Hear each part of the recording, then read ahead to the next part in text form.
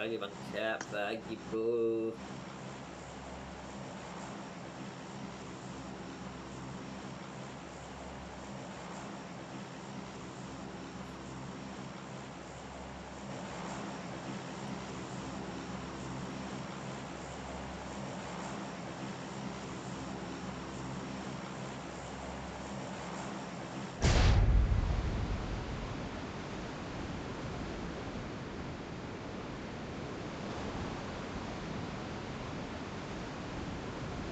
Rame ya.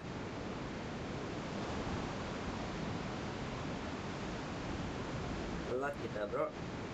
Marked a location.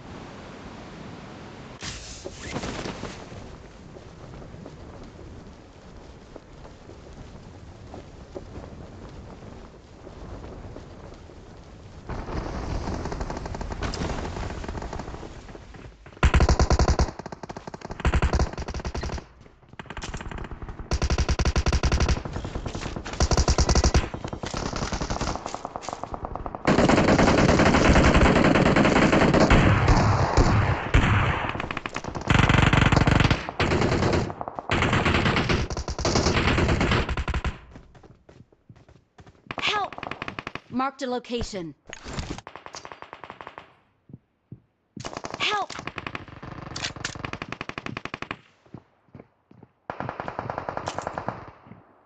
Sabar.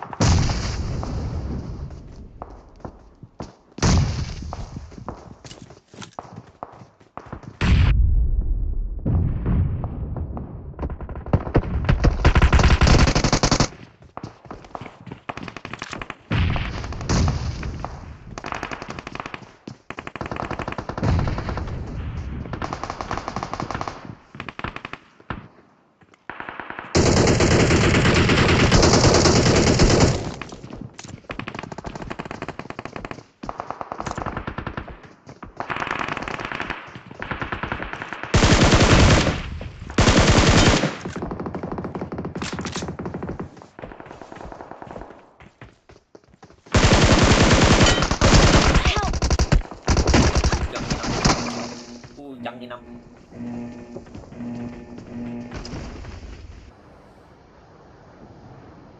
Jam 6.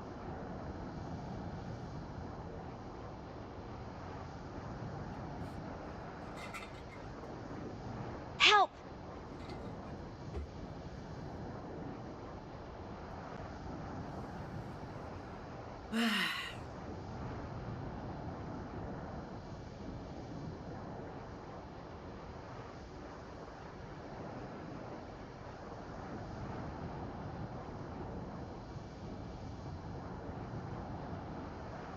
Saya turun di sini lagi bro.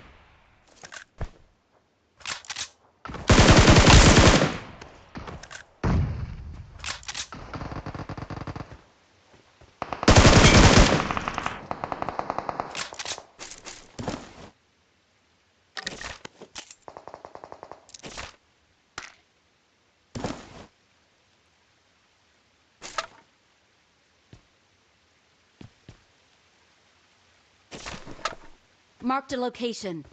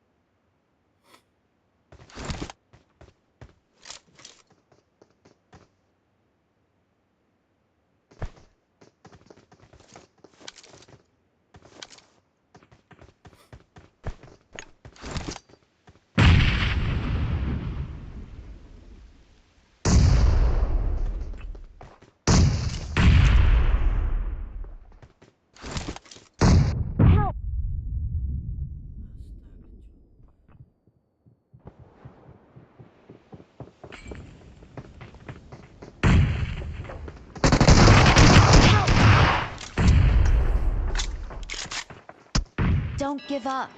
Your teammates can still recall you.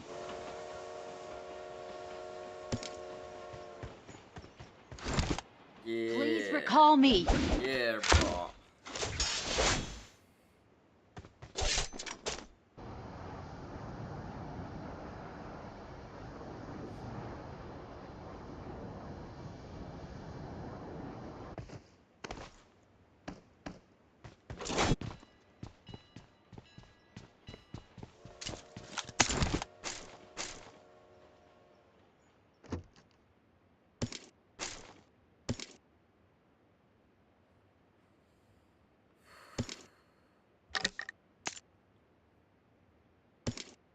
Kita nunggu di recall aja guys ya.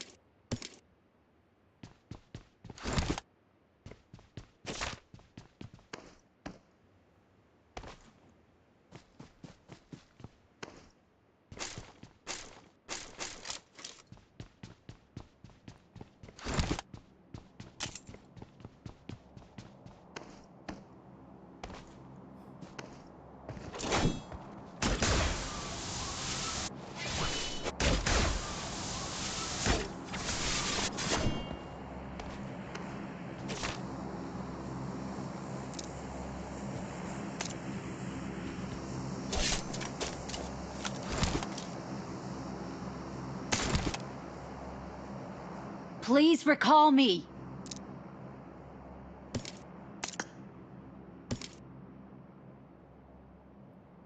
I'm recalling a teammate. Thanks. Kau di sana, aku di seberangmu.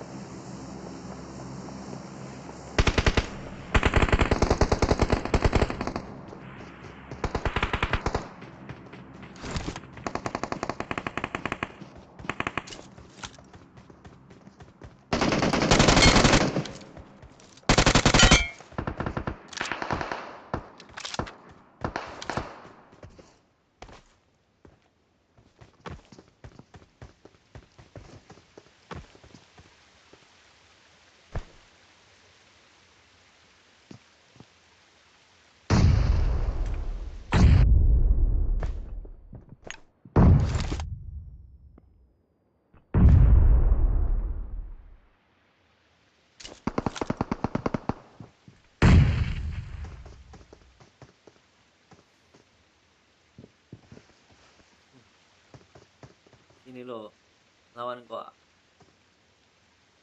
1 versus 3.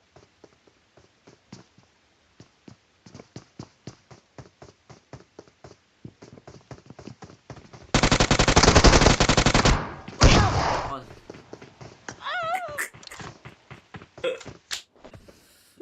Aduh, ngakak gua. Anjir, anjir.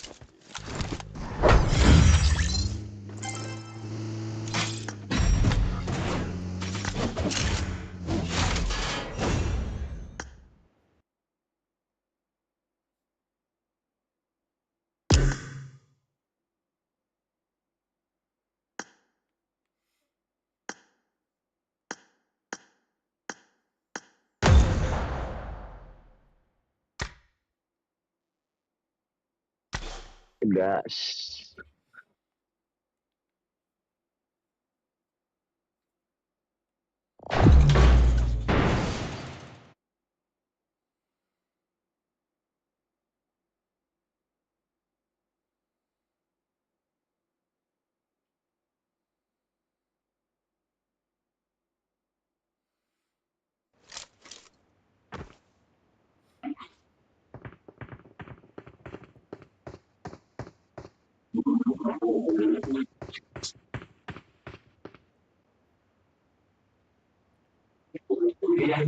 Good luck, mates.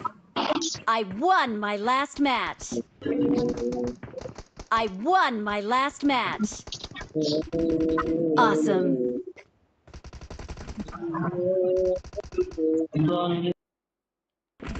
Halo bang, halo bang GGO. GGO. Halo bang GGO. Woi Jul, jangan lupa upload konten Panjul Gimang Badi lu. Kerumunin tuh pantai.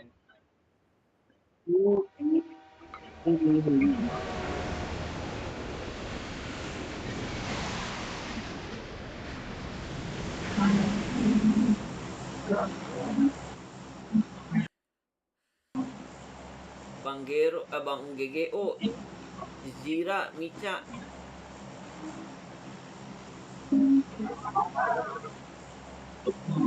Dem-dem baik bang. Olah.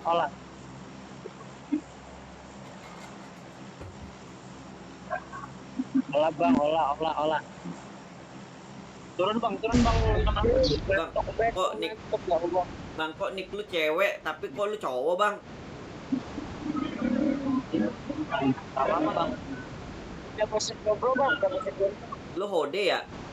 Lu mau nipu-nipu para cowok ya?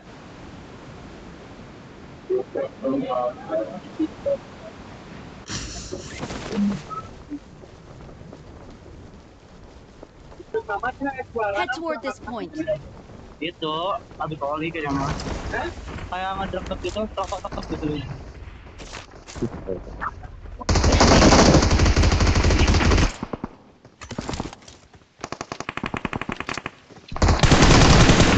Help!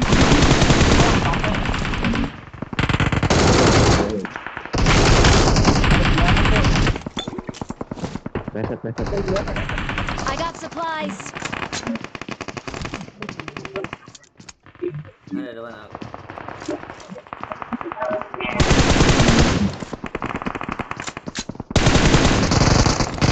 Help! Wah. Dua ya.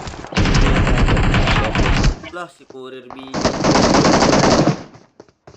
Oh, ada yang turun juga ke tempat gua.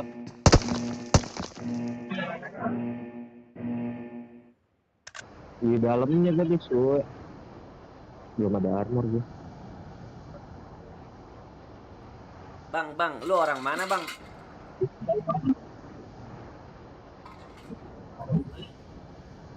Bang, orang mana bang?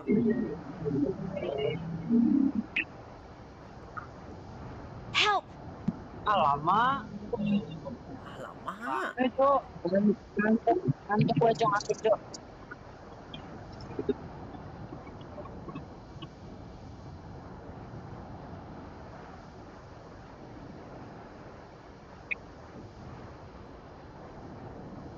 Nih Nih J dan Ra, berarti namanya JJ dan Ara nih, atau enggak JJ dan Rara. Aku tahu Al kayak gitu Al namanya. Nih kalau Mi dan Ca, Fahmi dan Ica. Ah iya Cuk. Iya, Bikin parah. nama Bang, couple abangnya Cuk. nerawang lu menerawang ya bang ya? Keren kan? Lu tahu Cuk. Nama makanya nama in gamenya Jera, JJ dan Rara.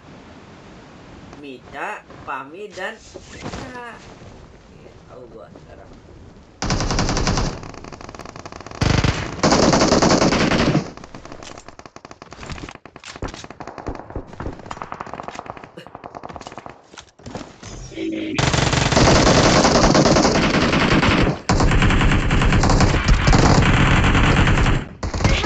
Oh. Ngakak. Your teammates can still recall you. Kasih tahu Al, kasih tahu Al.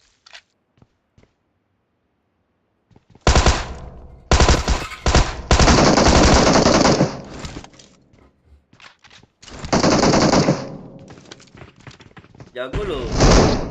Si ini lo, JJ dan Rara jago, Cuk. Jago lu, Bang. Hoki bang, hoki. Oke. Belakang nih. Wah ini bukit. Wah enggak dong. Wah, kebakar juga dia.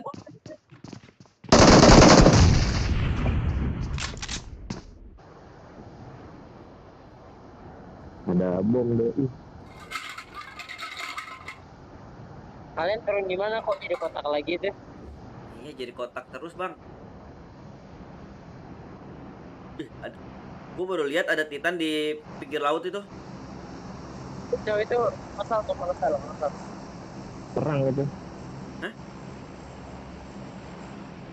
Perang Titan. Oh, di situ perang Titannya, Al. Ini Titan yang berurat gitu, yang botak ini. Enak ya, Bang, kalau main punya couple. Nggak tahu, Bang. Agak ada kapalnya bang. Ada dong. Kalau main PUBG sama apa? Loper kan semangat ya, Bang ya, mainnya. Gitu ya, Bang. Dianjurkan enggak sih bang?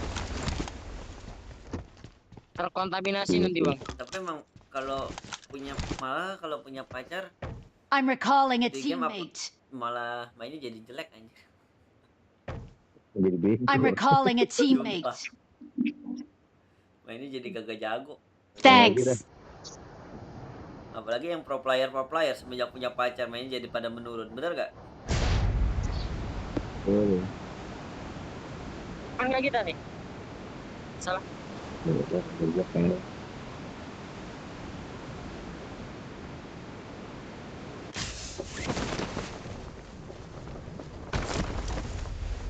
udah pada ini zaman pro kayak gitu tuh.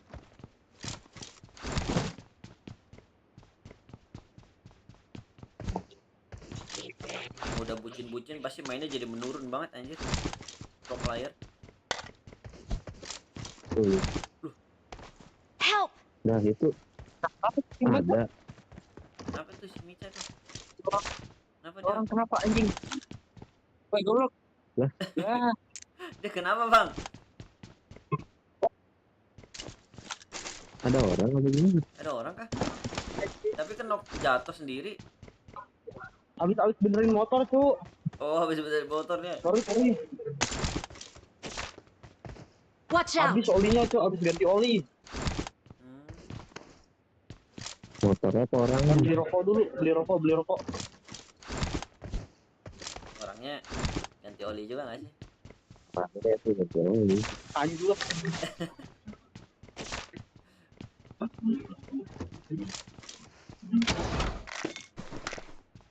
Dan bang gua titip recall kalau gua mati ya bang ya.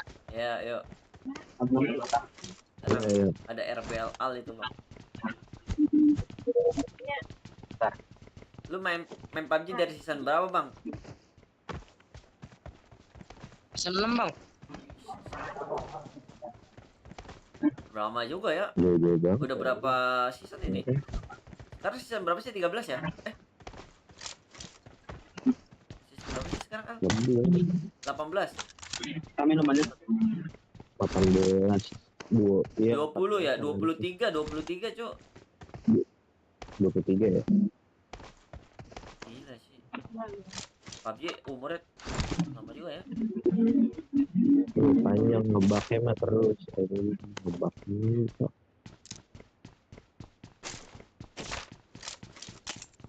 lah emang dan RL lu belum main dan? Area apa? Resident Evil Yang keberapa? yang pertama. Belum. Sama kayak satu. Belum. Main tuh. Apa? Pas salah loper. Help! Anjing goblok, Cok. Tembok pas. Kontol Rekor, Al. Rekor, Al. Gue main di laptop si A, Cok. Fenomena dulu. Dari season nggak tahu berapa. Mission Impossible juga masih ada, Cok. Yang impossible berarti sistem. Apa main ini? Apa? Resident Evil. Main apa? RR. Main apa? Udah lama, Bang. RR tuh main apa? Yang 3. Gue inget banget monyet lo nge-spin satu kali udah oke banget, anjing dapat glacier ngentot. I'm recalling a teammate. Pakai nanya lagi, ini bagus gak? Anjing. Thanks.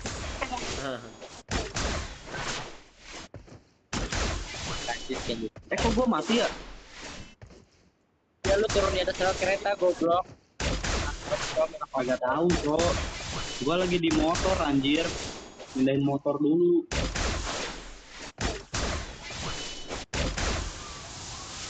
Di bengkel ini, lagi nyebat dulu. Turun di atas rel kereta Cok, nantang bangun sini.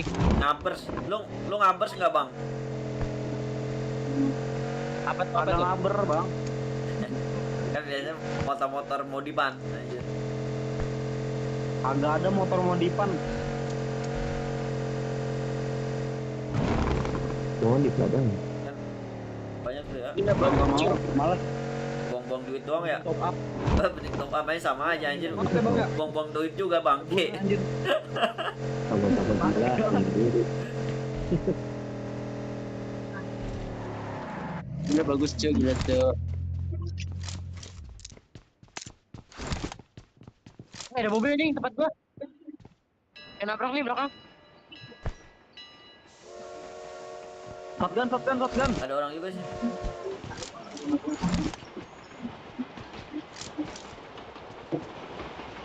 Itu anjing bacok-bacokin.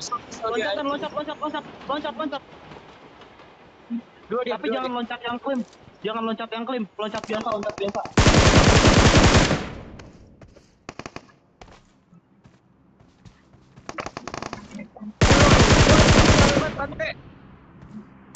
Turun. Bunguin langsung. Pelan-pelan. Naik dia. Help! Wah, anjing.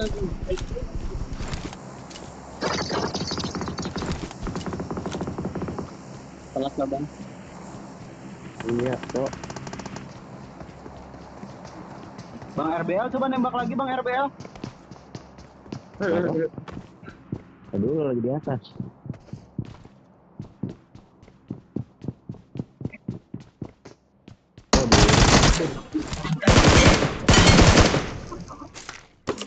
Nembak apa? RBL B-nya bokep. RBL I ada got apa Bang? supplies. Nggak tahu. Iya.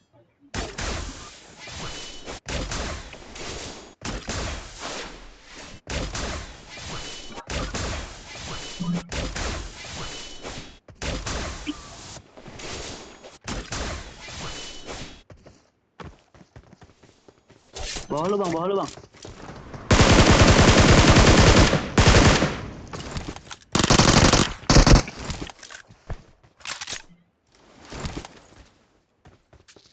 Awesome. Menyerah dia. Kepo. Awesome.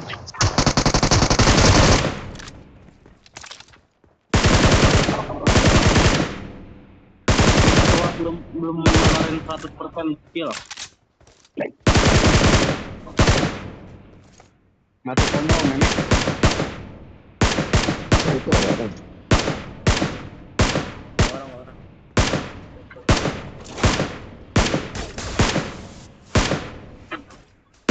Anjir.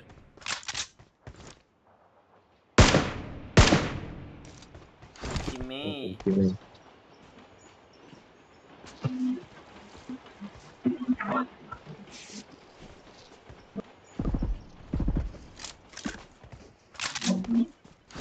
Kayaknya ada orang lagi deh sih. Harusnya. Nggak mungkin sendiri cewek tuh.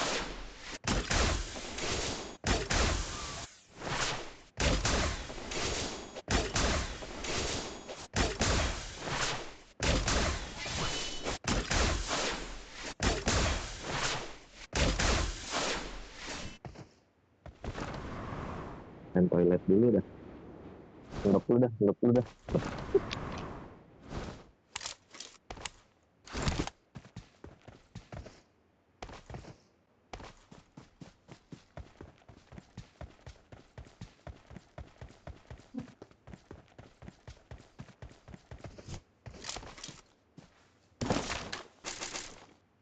Marked a location.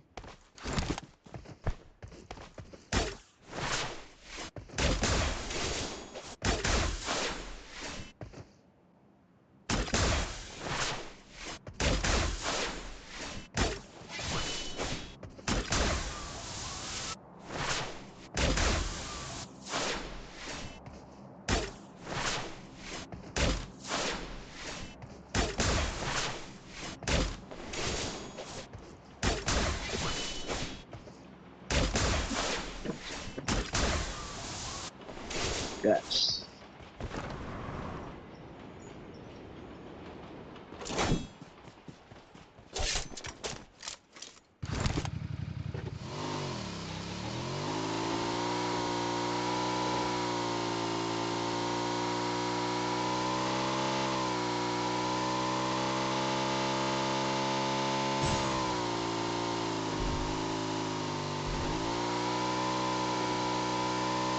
Kalau ada mobil lagi anjir. Gua aja pakai motor nih. Cari motor dulu. Ada jauh nih.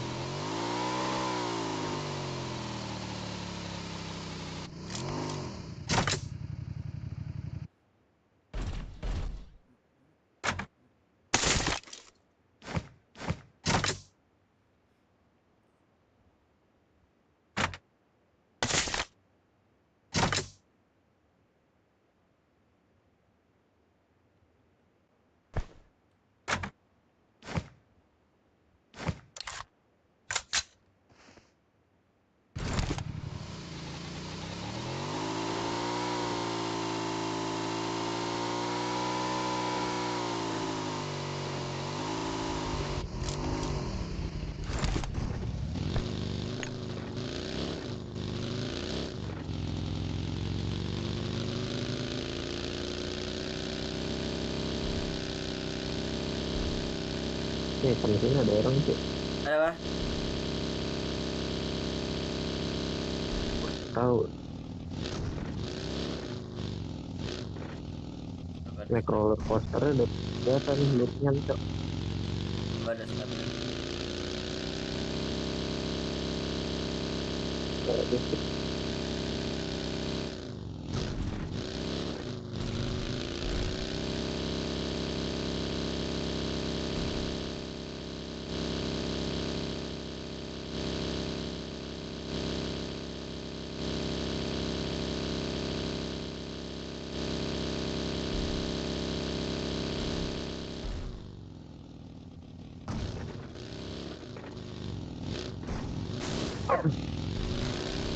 Ngeprank nih.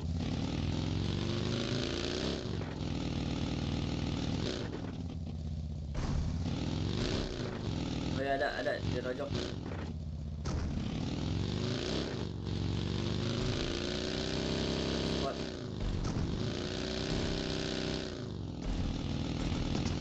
Sabar. Ya, terus.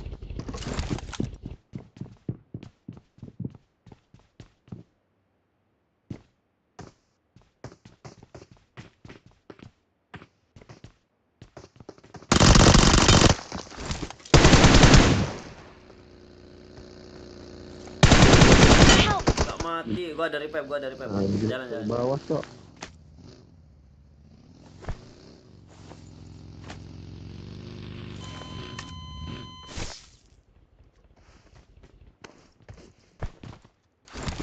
Watch out!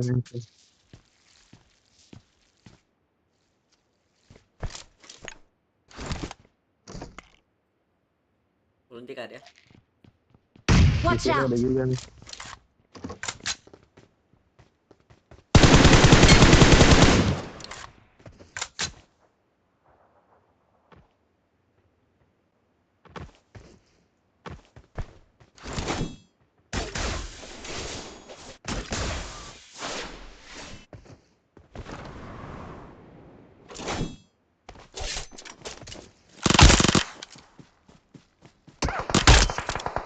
Masih ada tuh mobil tuh.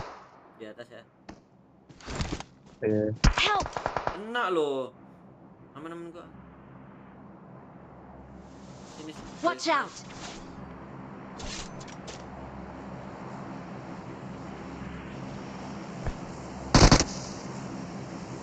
Jangan takutin dulu.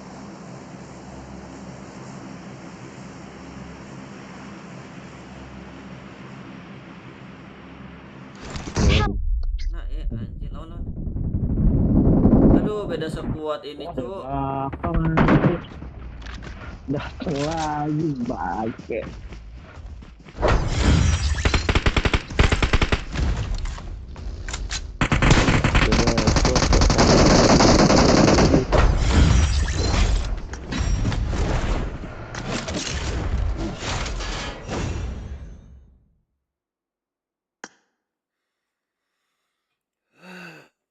Anjir.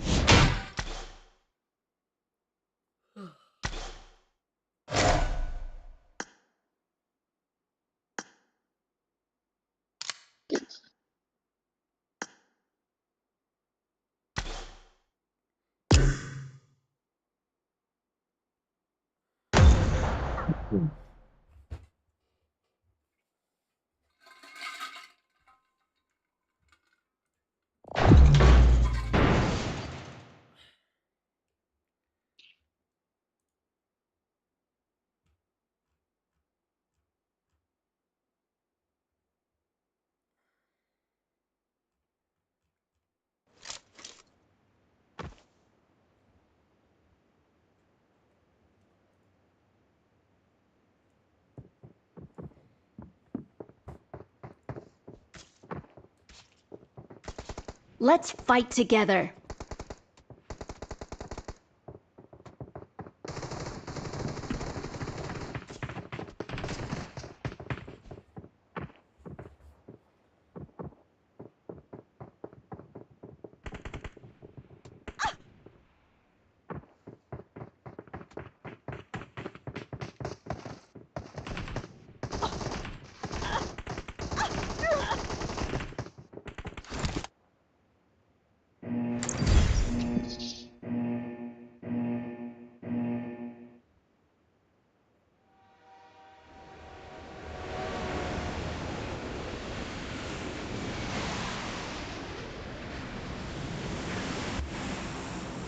Letsgo al. Oke.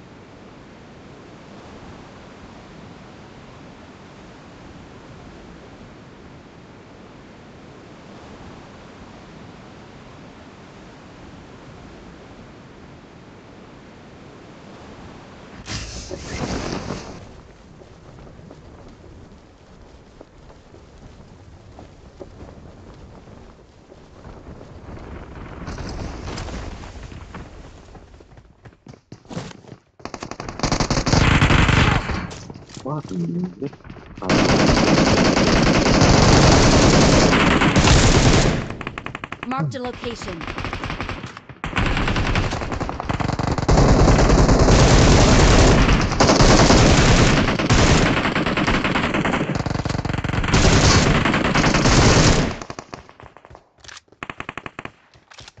Watch out!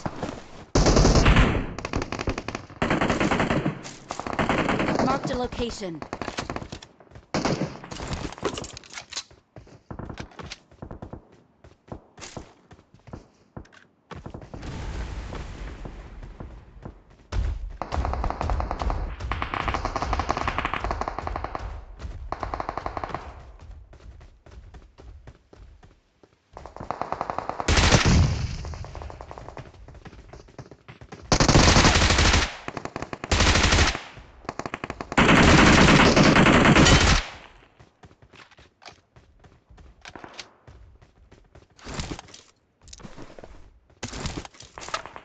Watch out!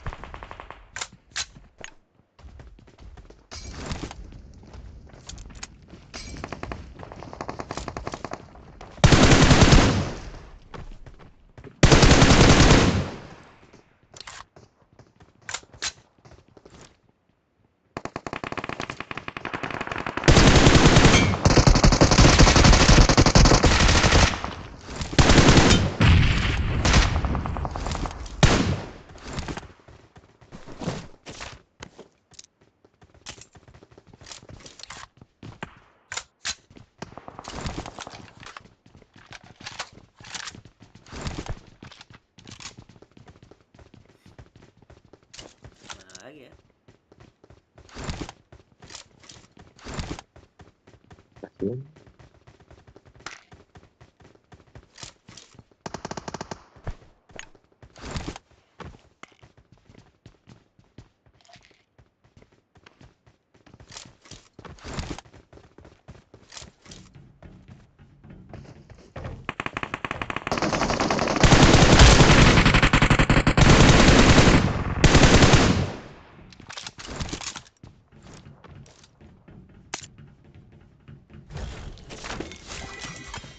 Marked a location.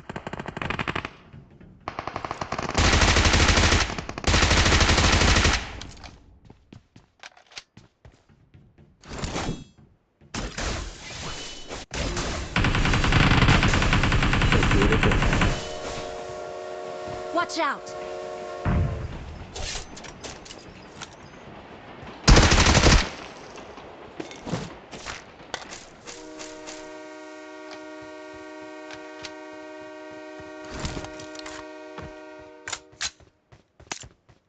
Gimana? Watch Sekitar out! sini.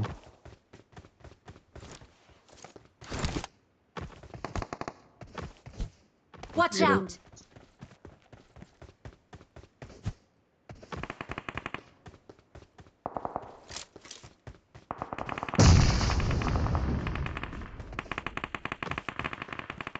Dalam ya? Oh iya dia pakai rem. Kaget bos. Asli shock banget. Kill.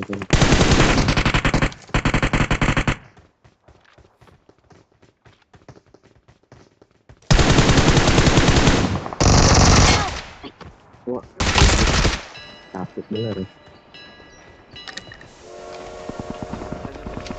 Ada lagi.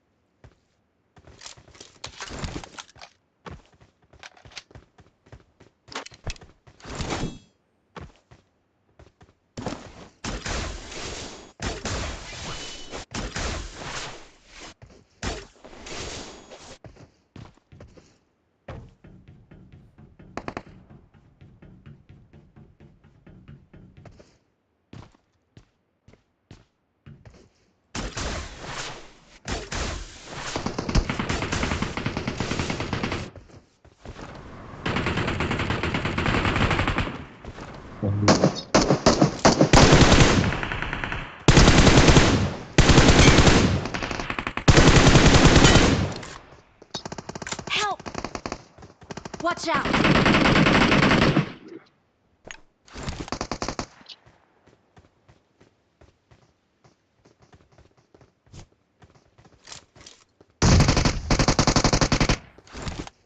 Watch out!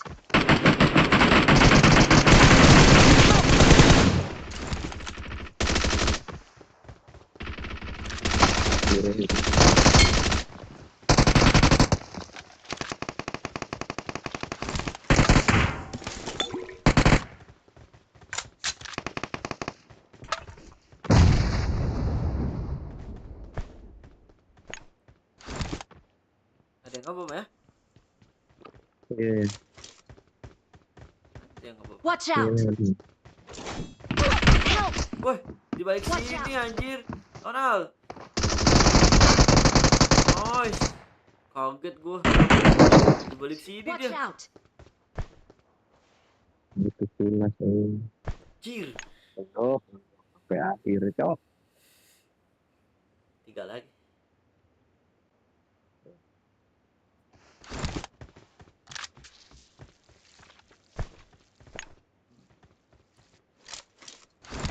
Watch out! Aduh.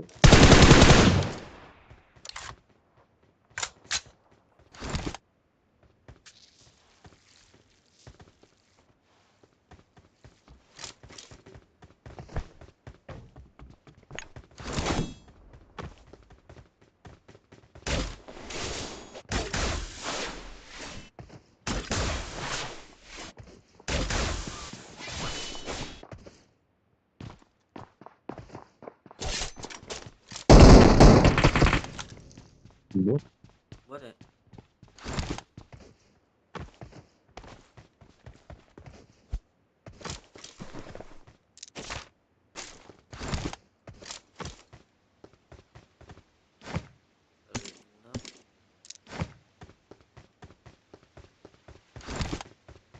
Dua lah, satu lah. Bot kayaknya sisanya nih. Help!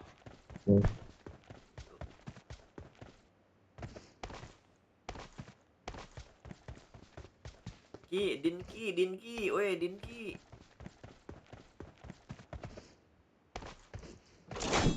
Kenapa bang?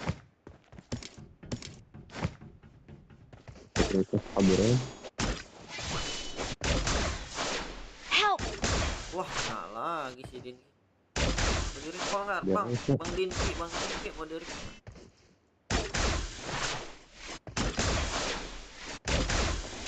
Kamu mau di Help! Walah. Oh, dugong. Please recall me. Dugong.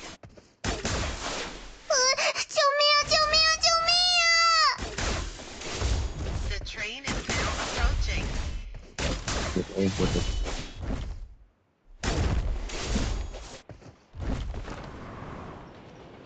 Watch out!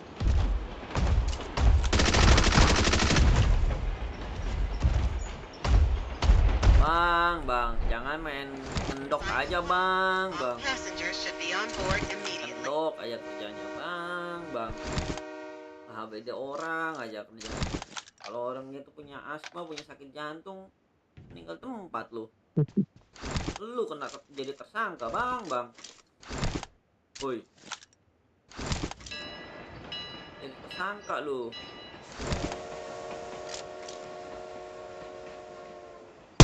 Bang. Ya, kita recall dulu. Masih ada lagi ya. Bot nanti. Sabar ya bang Vincent. Duduk. Sabar ya. Tarik balik. Tarik balik.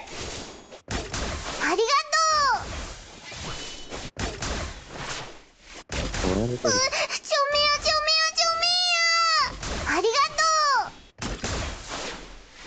90.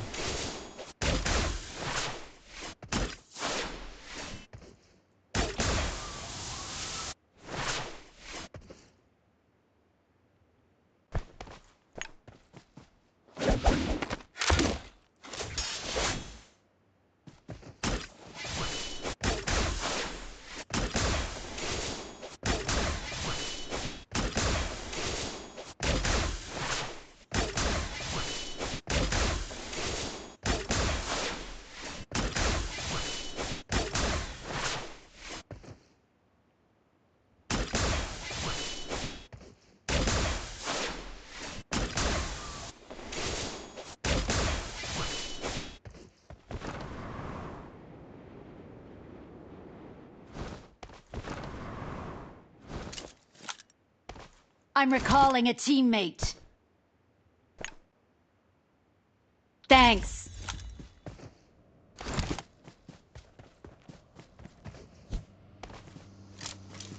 Ada mobil tur.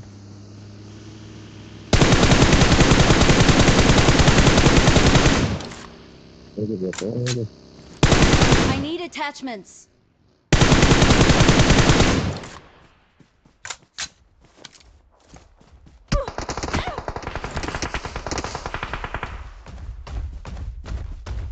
Rame, rame.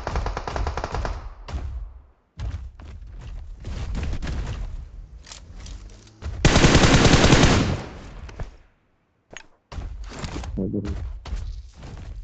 Kabur kemana dia? Watch out. Sama banjir. Masih di situ kah? Watch Yang out. bisa. Loh.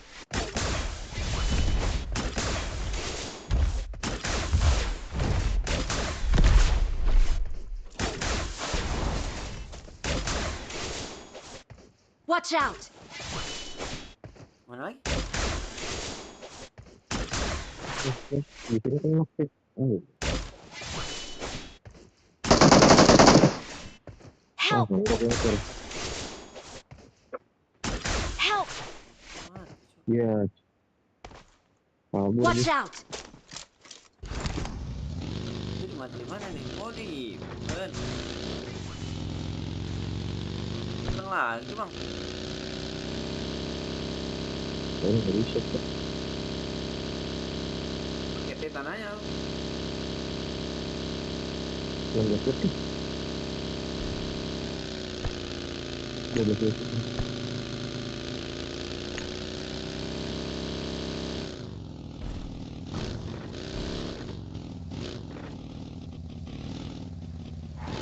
Oh, ini tadi Al.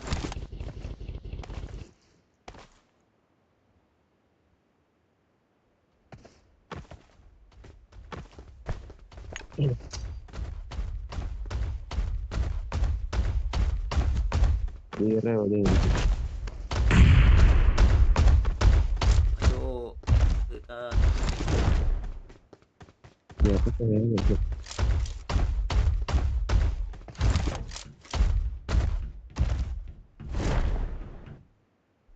Di sini tur. Watch out. Kepepen. Kabur deh ke mid. Watch out. udah step lo di sini. Iya, kabur dia. Oh, ada iya. Di atas ya? Jauh dia. Di bawah, di bawah.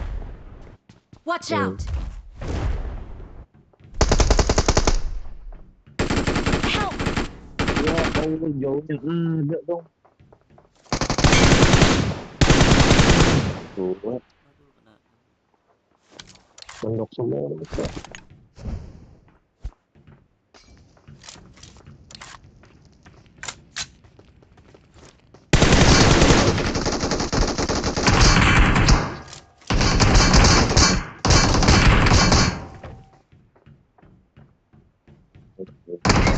Kocak.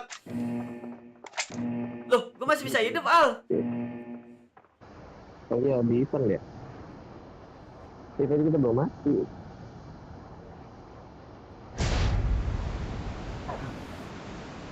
Belum mati kita tadi. Lu Kok gue masih hidup sih? Karena di event. Anjir, rame lagi di sini. Aduh.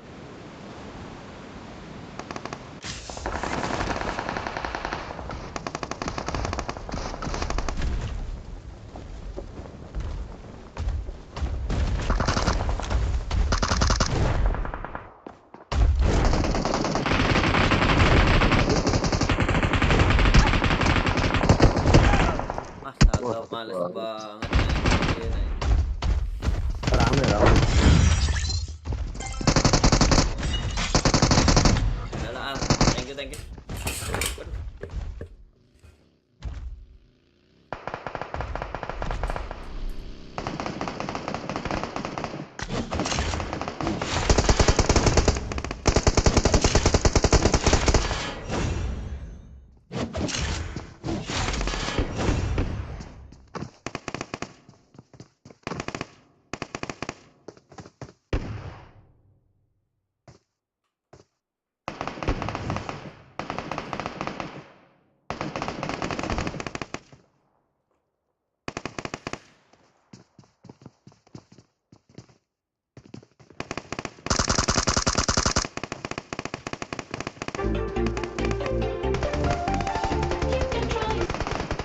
PCs, making everything happen. And to be able to play on PCs, it's Sawi, of course, for the best marksmans in the game. You want to sit comfortably, you want to sit on the seat and have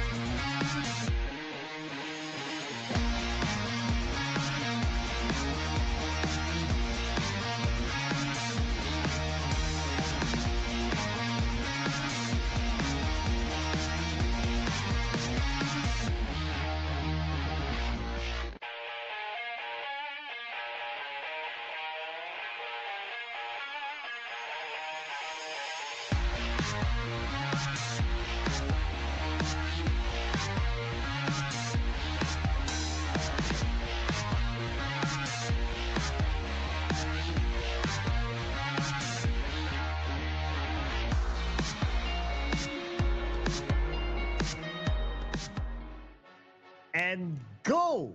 Our second half for today, ladies and gentlemen, the Ruthless Invitational Showdown Season 10. And DRS, when they play, they score a chicken dinner. Can they do a third one, Condra?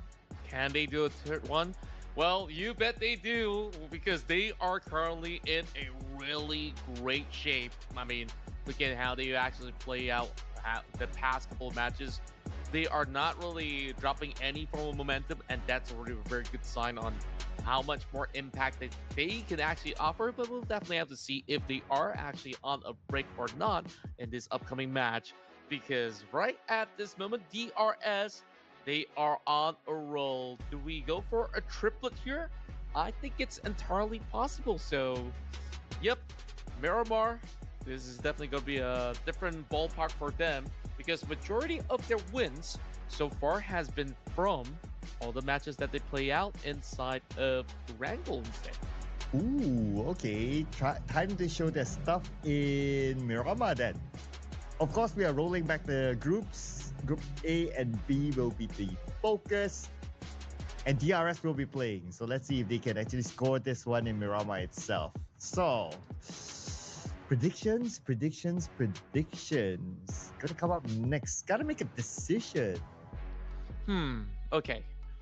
I think I got one in mind, but it is kind of like a 50-50. It's either it's a 16 spot or a number 1 spot. So, are you ready to hear me out? Okay. Bring it on. 4 tribes. I'm going for 4 tribes. I mean, they are so strong. Like, it's just that they were losing out that fight early on in Miramar inside of the city up against E Arena, I do believe. but they were the ones to strike first. You know, like there were certain times that they actually won by taking on all the members. So for them to be able to achieve the result, they first must meet their enemy in St. Martin. I like that you kept your promise of picking 4 thrice. Okay, okay. I was wondering when that's gonna happen. Okay. Right now. Oh, okay. Production is going for triple DRS. Wow. I like it. I like it. Nice, nice, nice. I mean, they're on a roll. I wouldn't mind picking them again, but you know, let's be flexible a bit. Let's also give opportunity to the other teams. So who's it gonna be, man? Oh man. Okay, I have not picked this one before, so let's put it in. GLU squad. Let's go. GLU squad. Actually, today has been a great day for GLU. I mean, if you actually add all the numbers that they've been able to achieve today, they are definitely being one of the top 5 point earners for the entirety of the evening. So, good shout, especially when we saw what really went on in that past Miramar match. So, I definitely think it is definitely a very strong showing coming in from a lot of the squads hailing from the PMSL SEA at the very least. So, 4 tribes, I just want them to really prove me right that they still got the fire in them, because the first 2 games, they kind of convinced me. So, maybe this time around, it is their time to shine. Yeah, just like you and all the other fans who believe in them. Now it's a matter of them putting in the performance in this round. As we count our time down, we head on to Miramar. So today's Miramar, so far the circles have been okay. 100% land. We haven't seen a circle tucked into the sides like how we saw yesterday. It's probably time for that kind of circle next. So whether we'll get it or not in this Miramar, we need to wait and see. Without further ado, let's jump into it.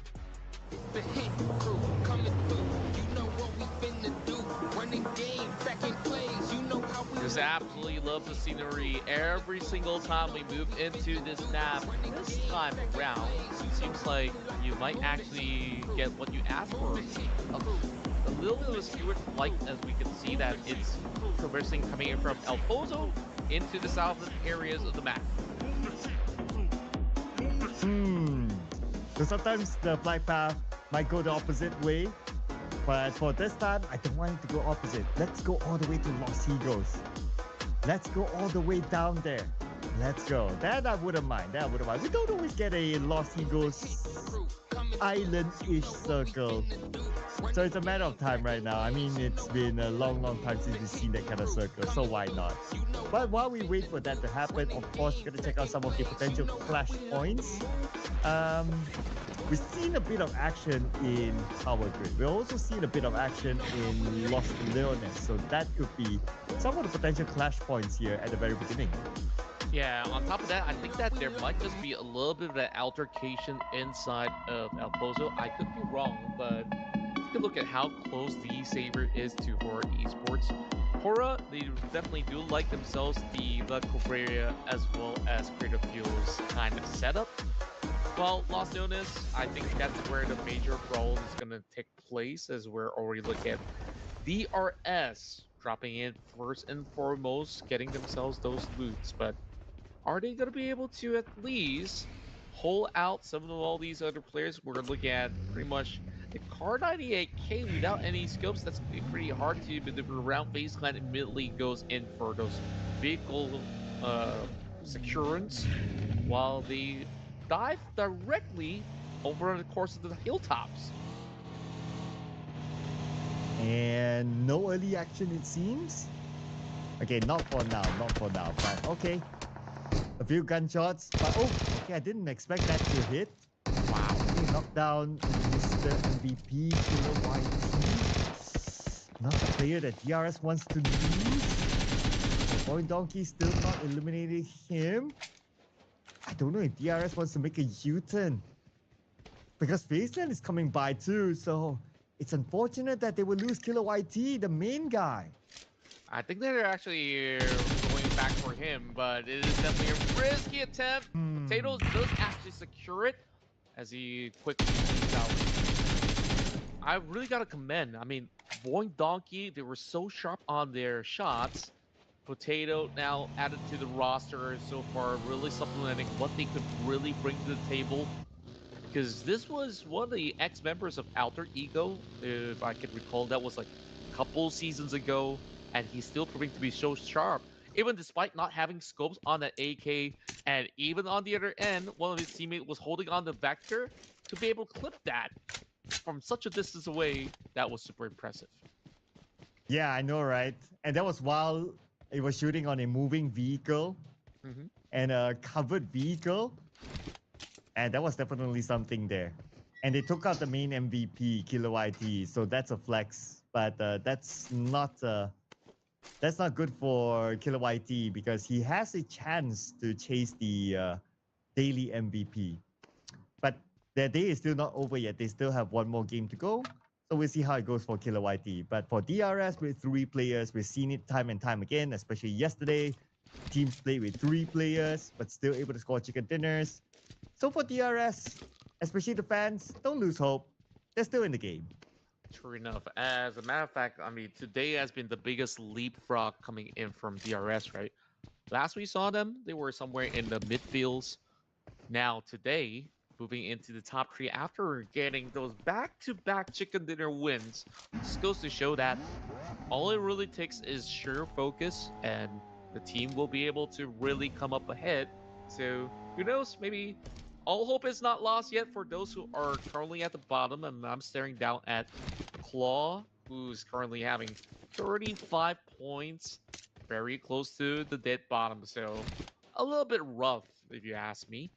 So DRS, sure, they lost one of the heavy hitters out there, but it's Miramar. I think with Tree, you can still do a whole lot. Yeah, so let's see here for DRS. But anyway, if we look at it objectively for DRS, 107 points, number 3 in the overalls. And they're pretty safe now in the top 16. I wouldn't worry too much for them. They are currently one of those teams that they can go AFK for the rest of the day and they'll still be safely in the top 16 tomorrow. They can even go AFK tomorrow and they'll probably be fine as well. Yeah, you're absolutely right with that. So, of course, when you have the momentum, do you really want to take a break? I think that usually teams, they just say, I want more.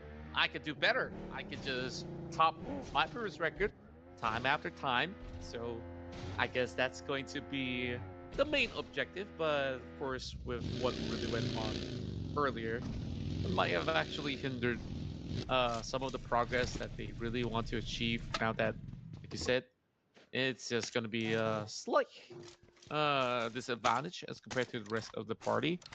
E-Arena, though, they move into this situation where they were not met by anybody else inside of St. Martin, which I was expecting a clash between them as well as Four Tribes. But Four Tribes decided, hey, I don't think it's actually worth it that we were taking those kind of fights. They decided they do not want to partake in that kind of scuffle anymore. But that goes to question where exactly is Four Tribes in this match? Oh, there we go. On top of Power Grid because there's no BTR. Yeah, so BTR is taking a break this round, so Power Grid is entirely theirs. But now they have to fight for their right to be in the Power Grid hill because DX is there and the Arena is on their way too. So 3 teams might want to occupy that prime spot now. Let's see who will be the king of the hill. DX, they seem to have landed themselves on top of that hill first. So it's now a defensive gameplay for the Xavier. Yeah, the Savior. I think like overall, their gameplay throughout the course of the run has been very, very rocky. Well, definitely we've seen a lot of all these better stands coming from the entirety of the squad, but from the looks of it, it is definitely going to be a tough ordeal coming into the early game to be actually looking for pretty much high commitments moving into the fight. So Boom Esports, they will continue to traverse while the rest of Void Donkey found themselves a decent space after, getting a little bit more of that picked off in that early span of the match. So we want to see whether or not if Void Donkey can have an absolute control moving into these upcoming areas because we've already heard some faint shots.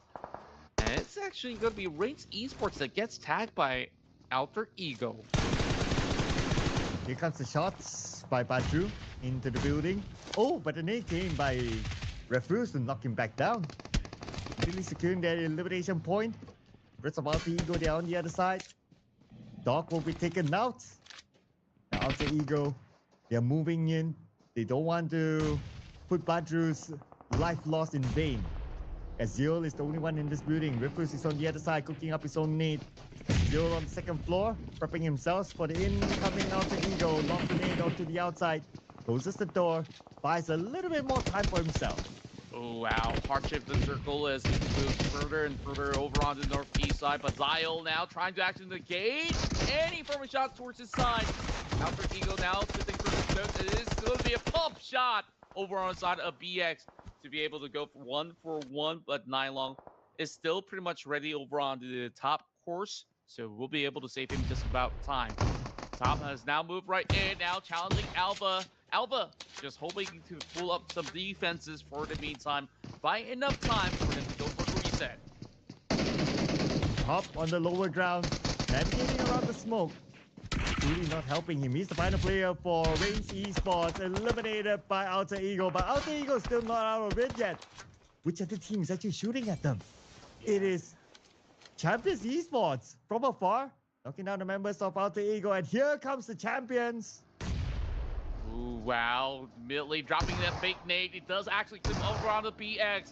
So it makes things a lot easier for them to just crush up against the rest of Alter Ego. But they say no. They're not going to be having an easy run while he puts in that Molotov, burning him down. There's just no escaping the wrath of Champions Esports. The other day, as their name, champions stood as a champion in that fight. So now they will have that compound for themselves to play with. Team Secret, they do have Cellcom DG Alliance circling around the area. Cellcom DG Alliance not a big threat yet. And more of like doing the scouting work while looking for the next pit stop. Adeli trying to get away from the spray, and the spray continues on, and GK will not be able to get that knock. Adeli look is safe. Save for the meantime while GK having a very courageous attempt overall while the rest of the claws. Purpose is true on this convoy. Doesn't seem like it's going to be deterring them at any given point in time. Once again, another attempt as he is just having a tough recoil control. Not really getting too much of damage done.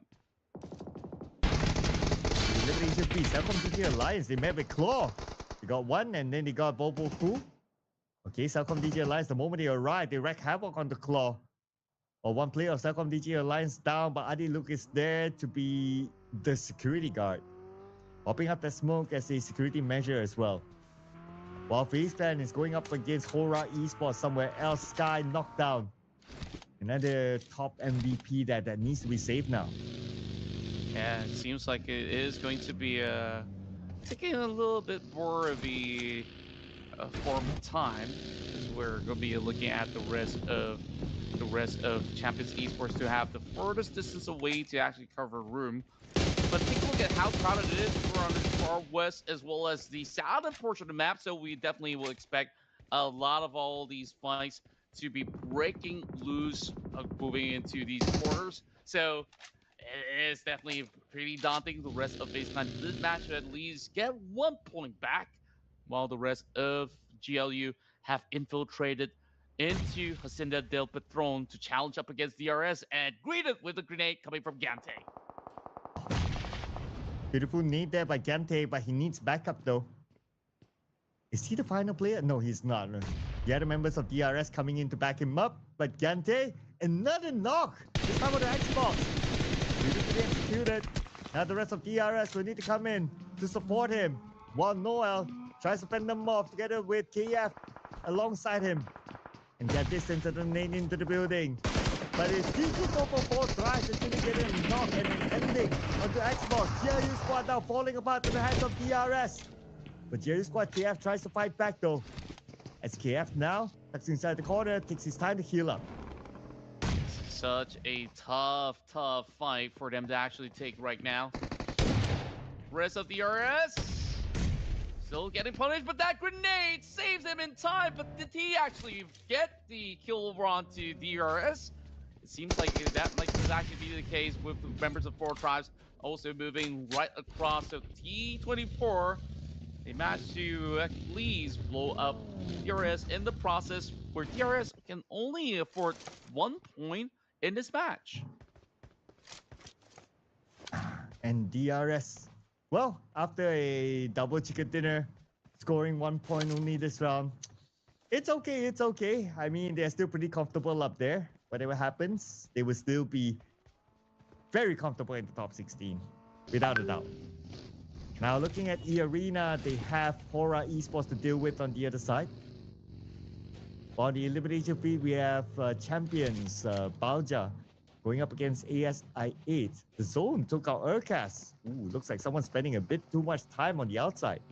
Yeah, I think like it is definitely a tough run-in with so many teams that we last saw over the south side. Now see the Alliance pushing right through. Tank! Oh, beautiful triple shots coming in, but not enough to quite take down the rest of CD Alliance. They get overwhelmed, and to my surprise, they didn't even form up just about enough of an exchange. See, Champions Esports though, they are bypassing this area, so it seems like they won't be actually committing it up against the rest of the members of ASI just yet, but they are definitely running towards the rest of Boom Esports.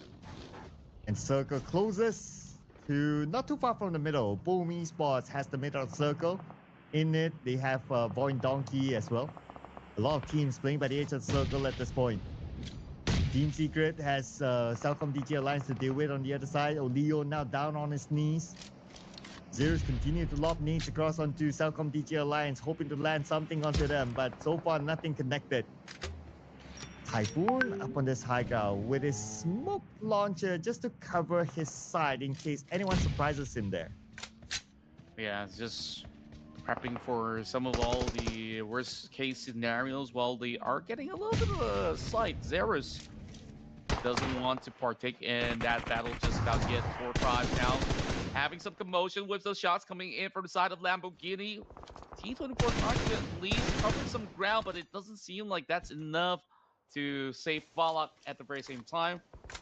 Beautiful catch, I would say, at the very least, as the rest of the Savior climbs up the hillside, just wrapping around the zone. Now, question is, does Four Tribes want to commit right now?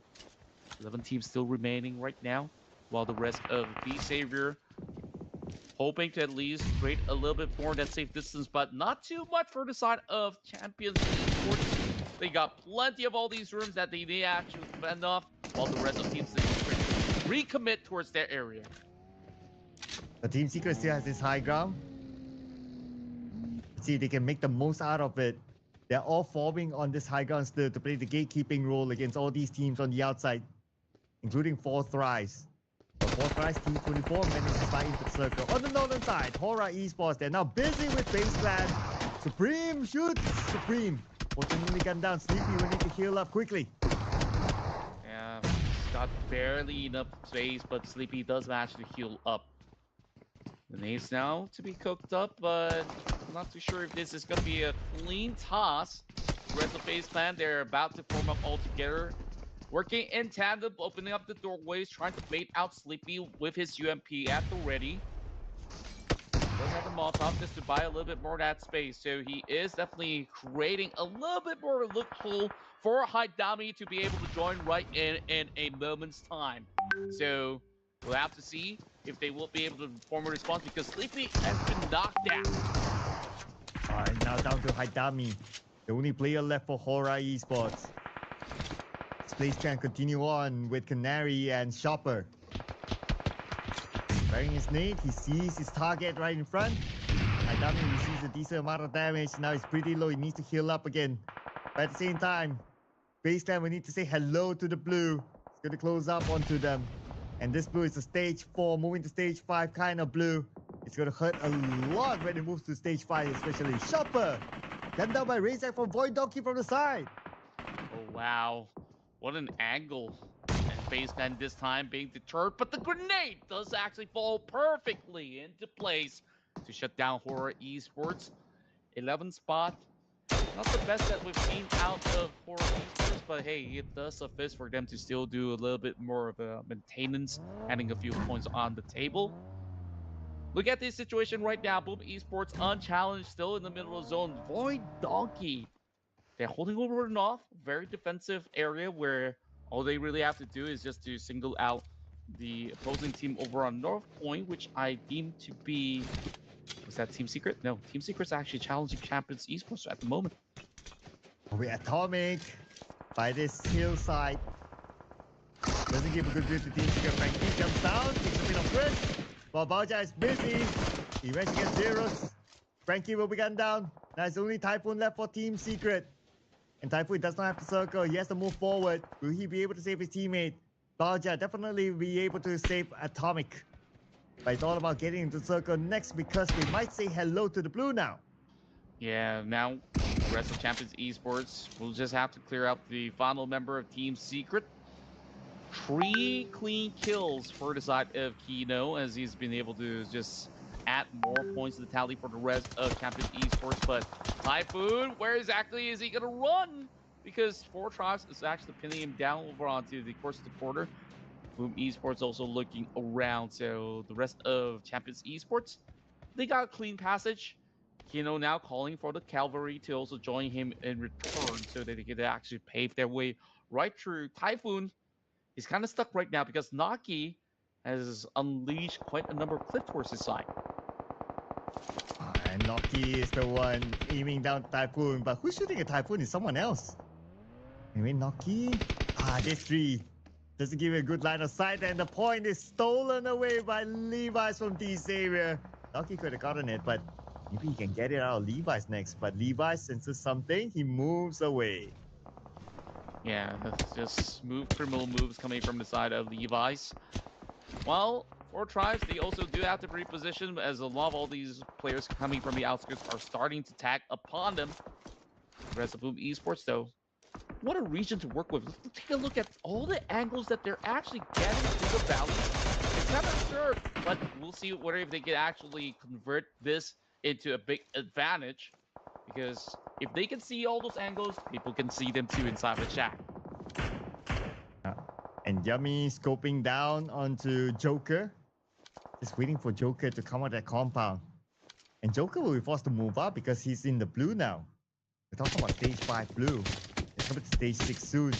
Joker fires back, but because he receives that amount of damage, he won't be able to heal up. Surely will be taken out by the blue. Yeah, it is a little bit too much for them to actually handle. So he was actually hoping for a last stand, but because he was being taxed so low, now they really have to cut their losses right now. Boing Donkey in absolute control of the nerve. Boom Esports in the direct center, and the rest of the field having champions to be able to hold over on the southern quarter of the map. Boing Donkey still standing tall despite having all 3 members to still play out the map. Boom Esports, they kind of get to dictate who exactly comes into the zone, but then again, there are certain cutoff points because being inside of a couple of shacks doesn't really provide them the best of cover, so they need to defend this with all their might because the rest of the Savior have arrived at the scene, crashing up against the rest of 4 Tribes. And 4 Tribes will need to defend this with all their might right now, and they will do so. Starting off by nading down Levi's. Lamborghini is behind playing the support role while Nati is at the forefront. Lamborghini is being shot at from somewhere else too. Oh man. Xavier finding it hard right now to crash into this compound. But even if they win this fight, they have to move forward still because this compound is not in the circle. But they take it step by step. Nati will be knocked down. Left with Lamborghini behind. Great maneuvers coming from the side of T24. 7 points so far for the side of 4 Tribes, but the nades are just lopped right in. This is going to be a little bit of a risky maneuver. As we could see, T24, he wants to secure a point up against Levi.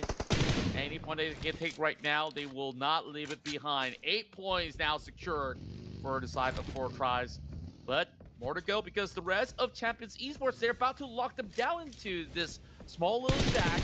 Well, Lamborghini definitely has to go in to trade up against them. So 4 tries, sandwich in between. Will they try to contribute? Because I see T24 having a grenade in hand. Hey, and Lamborghini now has Noki behind him. But Lamborghini are also navigating across the blue. Takes a bit of damage, and Noki will land the final blow onto Lamborghini, eliminating the Xavier in the process. Now, Boom Esports against 4 tries. And Boom Esports, they are in the circle. They're pretty comfortable here. They can stop 4 tries from coming in. Yeah, 4 tries so far, fending off very, very well. Naki, though, now get caught out by Lumbang. Despite him really contributed so much, I mean, with him serving over onto the outskirts, it kind of leaves him vulnerable. Same could be said about T24, because Balja got him pretty much stuck over onto the corner defenses. Now there is the Molotov to be dropped right in. Nate now being cooked from the side of T24. Not quite connecting. And on top of that, Ghillie suit means that Balja, he's pretty much well stocked up, but his helmet has been popped already. Not much magic level available. He's trying to turn tails and run, but 4 tries did not to make it to the top 5, so commendable effort worthy of my vote. And who knows? Might see them get a chicken dinner later on with this sort of momentum. But now, we're going to focus on the top 4 teams: Boom Esports, Void Donkey, Champions Esports, and FaZe Clan, who might get the chicken dinner. And so far, the best chance is either Boom Esports, Void Donkey, or even Champions, since they have 3 players each.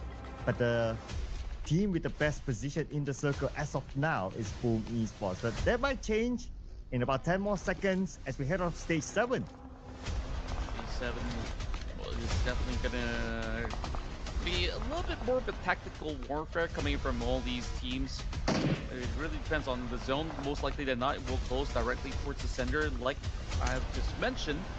So Pubg Esports, they do have a lot of control still, because the kind of shacks that they were holding on towards and are still pretty much intact. But they're kind of extending the wing to try to see if they can catch out more members of the side of Boing Donkey. Let's see if Boom Esports can score this chicken dinner and get themselves up higher on the overall charts. And Void Donkey on the outside of the circle looking to come in too. But they'll face off against Boom Esports with the direction that they're heading now. Or Champions also on the outside of the circle on the opposite side. You should have a better entry into the circle. While the final player of FaZe Clan is around the corner. That is Canaries. That, who knows, again, can be that solo player to be the kingmaker. Very well be. It's kind of anyone's game at this moment now that everybody's gotten that full reset. But take a look at Champions Esports. They plow through everybody from the south side. And lo and behold, 13 points. Highest so far from Champions Esports. Yeah, 13. Wow. Okay. It'll be interesting if they can score this chicken dinner. It might be one of the highest points collected in a single round that we have seen. But we'll need to check that out later. There's still bodies for them to take down and more points for them to collect. As now we're in the top 4. Teams are starting to come in. Canary, however, is still left on the outside of the zone, while the other teams, they're already in it. Yeah, this is definitely a cause of concern, but I guess he's got a really good point because he is snatching Kino away. That's going to be the 5th elimination point for the side of FaZe Clan. But Pubg Esports, they heard all the shots, kind of revealing the location of C1 members.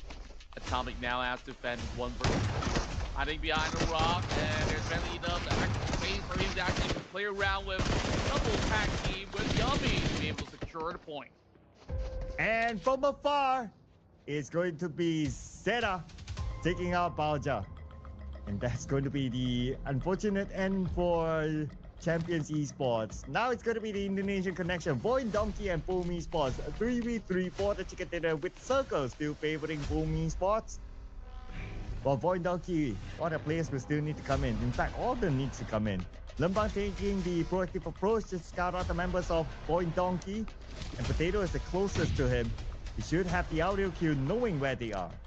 Yeah, you can definitely see that the rest of Pubg Esports, they are positioning deeper into the circle. So they are daring the rest of Void Donkey, come and make your move right now. I dare you. Because once you step out, you will be met with a lot of flurry of bullets. to be sprayed onto either side of the party. Boom Esports, they got a little bit of hunch of where they are already, so this is definitely going to be a difficult task, especially now that Yummy is at the forefront challenging Zeta. First knock, Lembang dealing a bit of damage to Void Donkey, now trying to get Zeta. He's going across that hill. But that means that he'll be stepping out of the zone. Zone is closing still. 40 more seconds before it closes. And we'll see stage 9. Boom, he's got Potato. On the other side, Gachor tries to find a different angle. By the way, to note, the name Gachor here with his profile picture, he's the coach of Void Donkey. So, I don't know if it's really him, but never mind. Double response, here we go. Lembang against Zeta. Zeta with a high ground advantage. That's okay. Not able to get the knockdown on Lembang. But Lembang's pretty low. Spraying straight into the vehicle. He gets Lembang. That was beautiful, and now here comes Yummy. He is cooking up a big grenade up against the rest of VD. Drops it right between them. And it is a hefty amount of damage being done, but not quite enough to take out the members of Void Donkey just yet. It's all down to Yummy. Can he actually clutch it up? 1 versus 2, and it draws a goal 1v1. He goes unleashing all his shells, but it's not enough. Void Donkey ID takes the chicken dinner and once again challenges the throne at the top. Well, it looks like Void Donkey, they really want that #1 spot. And by securing this chicken dinner, who knows, it could be theirs for now. We need to look at the overall points later, but what a run it is for Void Donkey. Imagine this, Contra. They didn't have the circle advantage. They had to play like on the outside of the circle. They were forced to go out, to come back in. But yet, once they picked out Lembang, the momentum just shifts all the way to Void Donkey for them to secure this chicken dinner. Yeah, it was so beautifully played by Void Donkey. Initially, they were moving around that northern section, and they were just going for big resets, right? When they had that zone, it's like, okay, once it shifts away, they have to replot their agenda, and they managed to continuously seek out all these members of Boom Esports, drawing it so closely towards that 2 versus 1. It definitely looked like a hairy situation because Yummy was just about to just rampage upon them, but thanks to all these swift moves, they've been able to come on top.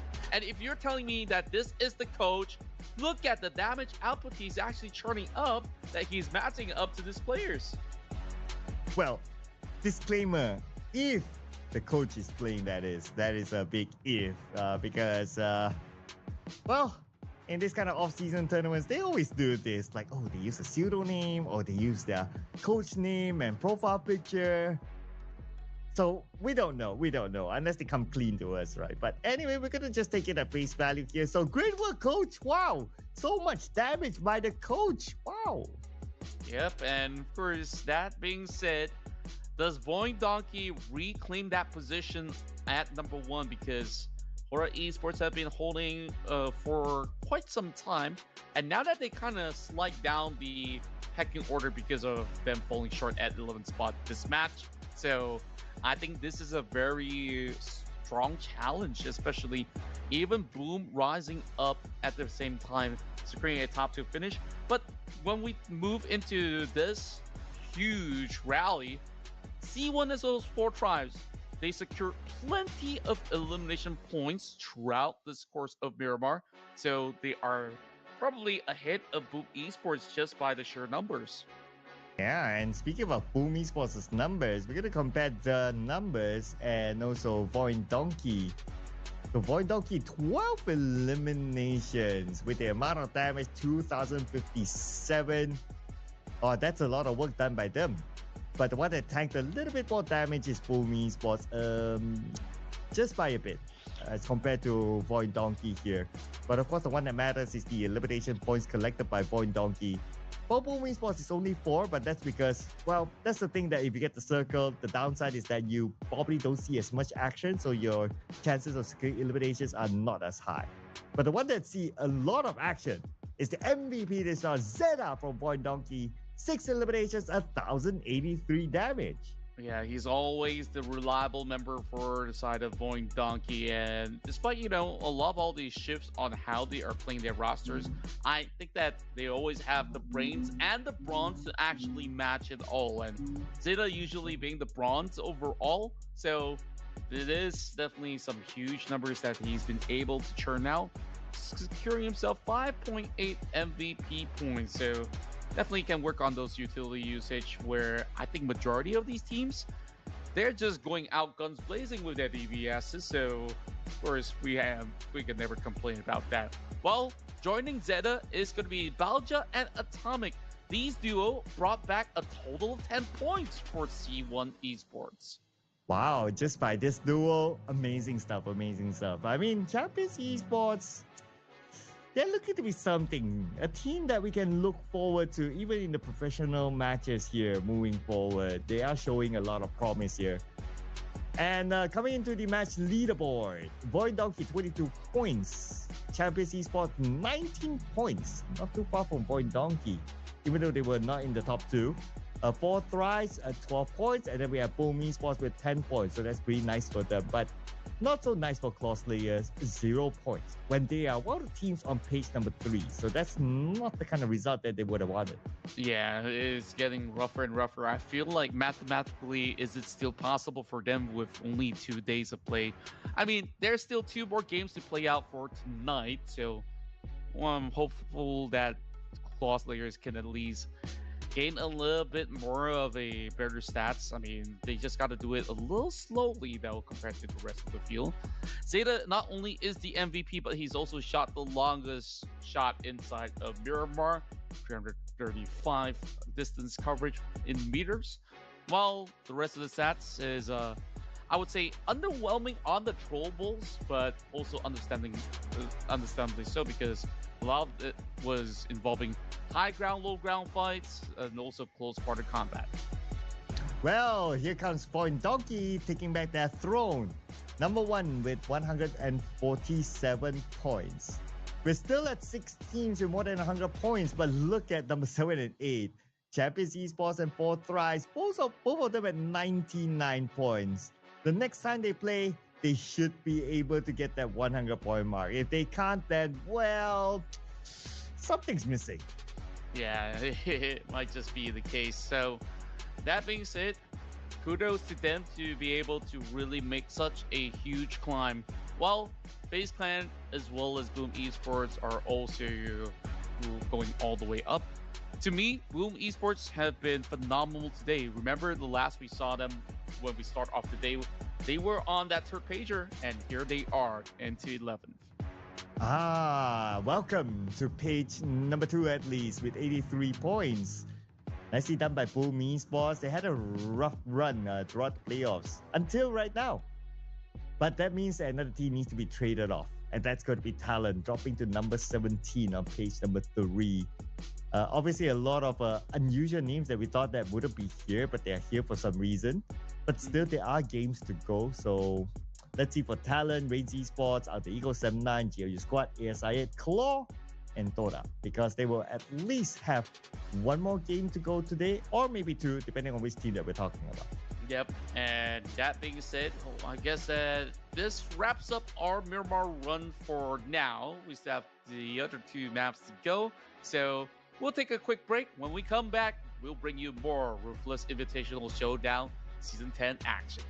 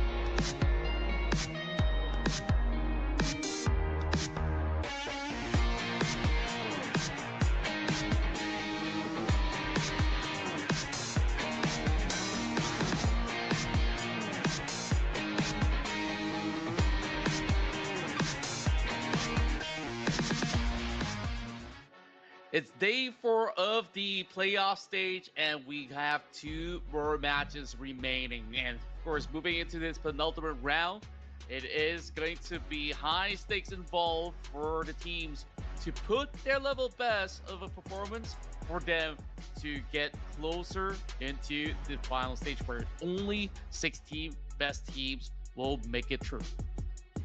Yes, and these are the teams that scored the chicken dinner before. Just to give you guys a bit of a recap, DRS scored 2 today, RRQ 1, and Point Donkey 1. But there are also a lot of teams on page number 3 starting to collect points and challenge for the top 16 spot. Next, we're going to put focus on the A and C. And this will be the last round for Group A as well. Ooh, decisions as we will be doing our own prediction. Now, I'm looking at a lot of all these Thai squads. Where exactly are they? Because it seems like today it's been DRS day. It's been a lot of all these Indonesian teams really racking up plenty of all these points. So I'm really thinking that maybe it gets them fired up just about enough. So I'm going with Vampire Esports this time.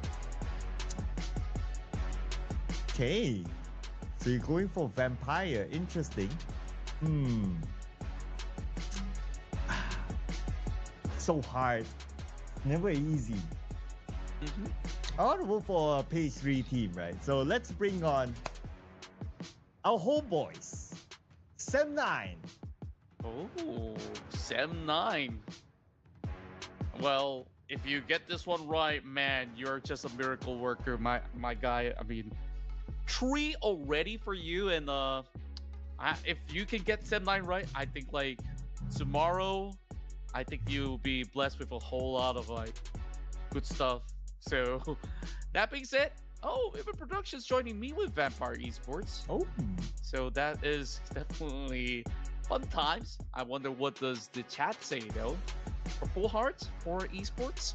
I'm looking at the later stages of this tournament, and I'm thinking that Hora's kind of slowing down a little bit because by right they don't really have to really fight for that number 1 spot because it's just playoffs. They can reserve some energy for the grand finals, which definitely the fans would be tuning in with because that holds even better stakes for everybody on board. yeah, like what we say, right? They can go AFK for maybe the next 2 days and they will still be fine. They'll still be the finals. So yeah, unless if there's this format whereby you have a starting point in the finals depending on what placement you get in the playoffs. Yeah, then there's an incentive to fight for. Maybe something for Ruthless Esports to kind of consider in the future, just to put a little bit more spice. But the spice will continue on in the wrangle now. Let's go.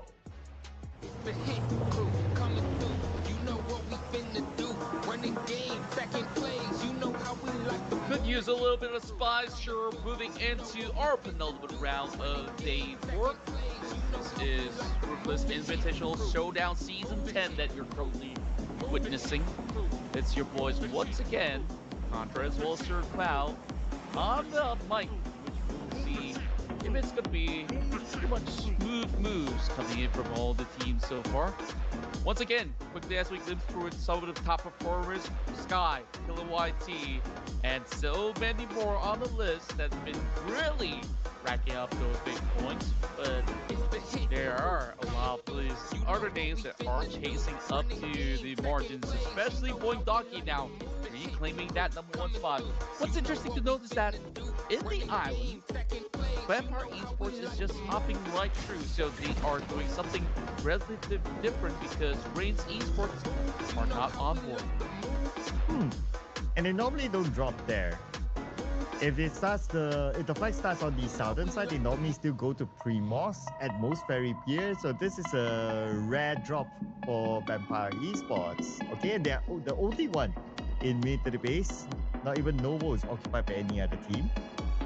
Let's see if the circle actually goes to military base again. That is, I wouldn't mind if it's a repeat kind of circle, but no, this time it's gonna go up north, either on the main peninsula or all the way up to shooting range. But speaking about shooting, we'll see a bit of a shooting here between GLU squad and, well, again, the arena. Wow. Quickly as we go, Xbox definitely came to play on that station, if you get what I mean.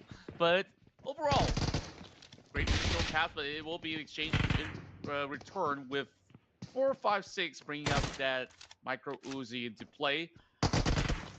Well, that actually continues on with NC2. The next one to be blown up by KF.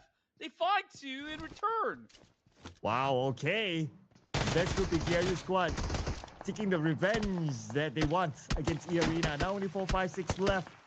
Final active player for E Arena. He has to clear off KF. But he has a shotgun. At this kind of range, KF would have the advantage. But he's taking his time. Does not need to rush it. Yes, the other teammates coming by. Now KF comes to the lower ground. He's put a little bit more pressure so his teammates can join in. But who needs his teammates when he can do it all alone? KF becomes the Terminator of E Arena. That was so beautiful. Meanwhile, we're going into the factory grounds. Team Secret now takes on the rest of Champions. Champions, they're on a roll back in Miramar, and now they're hunting out for blood. Team Secret have Nicky pretty much stuck over onto the staircase, but hey, he says, I'm not stuck here with you, you're stuck here with me, and brings down Erdmax. And only 2 left for Champions. But here is Kino against GK. Oh, GK doesn't know that Kino is there. Okay, now he heard the footsteps. He positioned himself, but that's okay. He found a good angle to get the knock. Nicely navigated by GK. Now 1 more to go, and Balja is on his feet, he's on his way. He'll fight up against GK. Both of them takes a bit of damage. Molly sent out to Balja, but it will not land at all. Balja, no first aids. He's making that rush in. He'll pick up his teammate first. Same goes for GK. Yeah, very swift measurements, but it is going to be GK that actually climbs upwards as he's trying to look for the grenade angles. Instead, it does lob back into the building. Now, this is going to be mistimed, and it might actually be very costly for GK. Oh, but he still has the time to revive his teammate. While Champions Esports, they're back up as a duo. They're now looking for GK. Okay, they're on the 2nd floor. Typhoon should have enough time to reset himself as well. While Champions Esports, a bit of an advantage, the fact that they can loot on the lower ground. Yeah, that definitely benefit the rest of these members of Champions Esports. I thought that could have actually been the really sick clutch if GK just fully committed into the role instead. Now it becomes an awkward 2 versus 2. While there is still pickoffs happening, a very aggressive start for most of these teams. Their talent has been able to pin down 1 member of that of Horror Esports. Sleepy now, YPM down, while Axel further commits, and that will eliminate not only Supreme, but also Haidami at the same time. Yeah, talent. Here is Yasnaya with Horror Esports. Both of these teams and their regular drop spot, so they're now fighting for dominance in this area. But the Nega Sleepy knocked out, and next ZZ. Ayuk sends a Nega across as well. As Ayuk as well as Axel sending Talon Esports, and from the side, Axel spots out Sleepy, puts him down to sleep. Perfect maneuvers coming in from the side of Axel. Now all down to Sky, the MVP of Horror Esports so far, to be able to clutch it all out. Big damage being done. I'm not too sure if he could actually handle the pressure any longer because they're currently having 3 members hunting him out.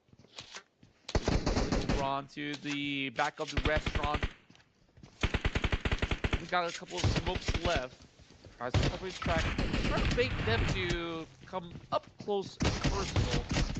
And even despite so, I think that won't actually see him coming up with a knock, but that's all that he gets so far.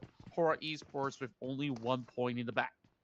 But I guess like what you said, right? Hora Esports, they can't afford to chill. So even if they go up with only 1 point this round, that's fine. They're still in the top 16. They're very comfortable there. So that's okay. Definitely will see them in the grand finals. But we're back on the Team Secret here. The fight's not over yet. And here comes that nade. Ooh, wow. He got Pubg. Okay, one more to go. So 2v1 against Urkas. Urkas alone with a jump shot. But Urkas running to find a different corner now, forcing Team Secret through this alley. PK shows up. Oh, Urkas with the damage onto it. All they need to do is just spray onto Urkas. And that is Team Secret winning against Champions Esports. That's 3 points for Jiki and Typhoon to be able to supplement on the engagement. Here it goes. Elder Eagle with RQ crashing right through the gate. And BX666 makes a swift work, but there is still some pressure coming from the top side of the hill. And that is Toda getting involved. Is Toda going to be able to fully commit? I mean, we haven't seen them going on the aggression. I kind of want to see this happen up against Alter Ego. Oh, you might see it though. But looks like, okay, Tora will not be engaging with anyone. Oh, but maybe Alter Ego is still coming in. Okay, here we go. As Alter Ego passing by, and Peko gets Badru. Badru will be finished off immediately by Scam. Tora secured that one elimination point. Looking for more out of Alter Ego. As Alter Ego to try to drive away, but unfortunately not able to. BX666 will be knocked down. Hung up the drive. Peko will lock in the point. That was so smooth coming in from Peko. We last saw him actually swerving to the side, dodging both of the buggies at the same time, and then recommit, get that repeat, and that's how they actually shut down majority of these members of Alpha. Now looking for Alva having some of all these long-range tags on that 3x Scar L. A lot of all these teams were actually circling around the Razak region once again, seemingly to be one of the most popular spots, but oh boy, we might even see the circle now popping further into the shooting range as well, as we have not seen that in a long while. And it's a split kind of circle, so there's still those small islands in this circle that could potentially be the final circle that teams need to anticipate. But since, as of now, majority of the circle is towards the shooting range area, well, we can expect more teams to put focus onto that area. As you can see, Torak is making their way there as well. Last we checked, 7-9 managed to get across too. Now RRQ's turn to pass this bridge. In front of them is still going to be Torak. And they saw Torak, they take the left turn instead. Yeah, very carefully done right through, as they've definitely heard some of what brought upon some of the members of Alter Ego. While Echo recommits, now committing onto the rest of the members who's on wheels. Oh, look at how sharp the Pecto is. Wow, even with the 180 jump. So I don't think that the rest of Todak is interested to fully engage once more. And they will lose Brian, very likely. I don't see any other members of Toda coming in to save him. And RQ, at least they will surely secure this one extra point. The vehicle just making sure that nobody is behind that vehicle still. And there goes the point to the hands of RQ, taken by Napeko. The other members of Toda, they're on the other side. RQ, they know that they're there. It's a matter of whether they want to engage onto them or not. True enough, Scam. I think that he might as well just commit. I mean, playing all alone, how much more time can you actually buy, especially when your team has already scored 2? I mean, if you could just score even more, then that's pretty much a worthwhile run for some of these guys out there. I mean, I'm not exactly in their shoes, so they could opt to play passively if they want to, but the fact of reality is that Scam doesn't really have that much space to work with. Eventually, if you allow a little bit more of that wiggle room, their enemies will still go in for a chase. So you gotta pick your poison. gotta take the right flights for when to really call it a fold. While the rest of RQ are now securing themselves a shack right across the bridges where Sim9 is just hoping to pass by. They're not stopping for anything at all. Sim9's looking at RRQ. Yeah, I wonder. Okay, oh, here's Trexie. Making that scouting approach on that high ground. They seem to be interested to try to take the RRQ. Okay, but they're making sure that they're able to gather enough information before executing their plan. Wow, we check out the circle. Will it pull down to Rozok area? And looks like it might go all the way to Rozok, with now Rozok the center of the circle. So many of all these teams are being tricked towards crossing over on north, and now they have to move all the way back. BTR, if they want to claim school, is absolutely vacant at the moment. Rozok, I guess they're still going to be Boom Esports to be feeling very confident about playing in that area as always. Well, what am I exactly saying? Because Boom Esports is actually not inside this match group. Well, as we do focus on to the rest of the teams, it's going to be 4 tribes that claims Rozok instead. So, good notion, but definitely this is a very big township for them to hold true. They spot out the rest of Sam9 moving into the city. And in Rozok, it's starting to get crowded now. 4 thrice here, Sam9 here, maybe more teams to come by soon. Let's see if Luck is able to land that nade. But Sam9, they are pretty secure on the other side with their own building, so that's fine. On the minimap, we welcome now RRQ from the shooting range area. Now they shift their way down and expect more teams to come, including Cellcom TG Alliance, who arrives at the end. Yeah, so many teams now popping right into the urban setting. Is this going to be a full urban warfare that we are getting here?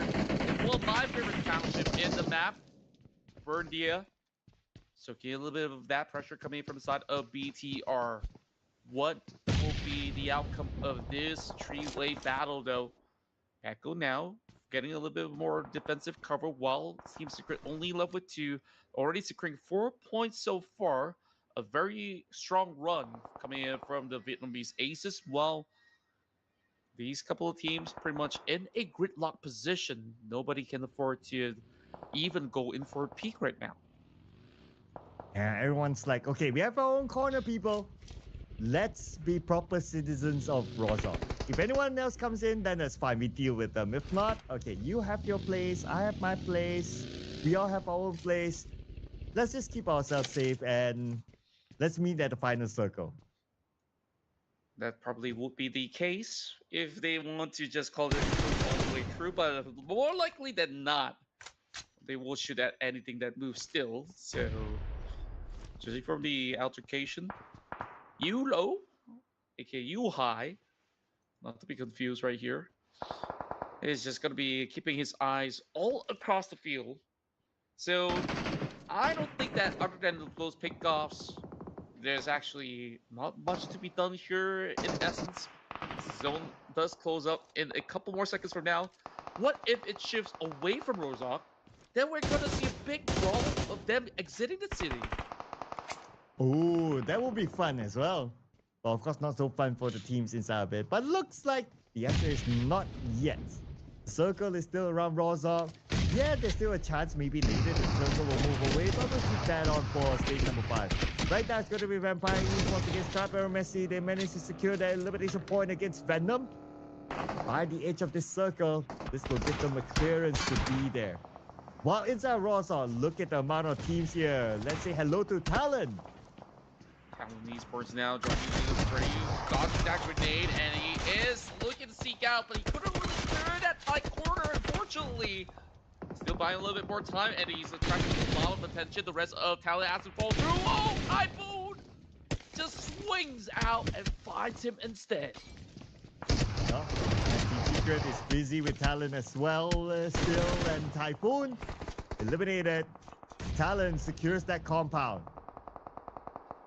Right now, they do have a little bit more of that priority by taking this compound because it is going to be one part of a very focal point where it does stop anyone from actually cutting right across the street so long as they are there.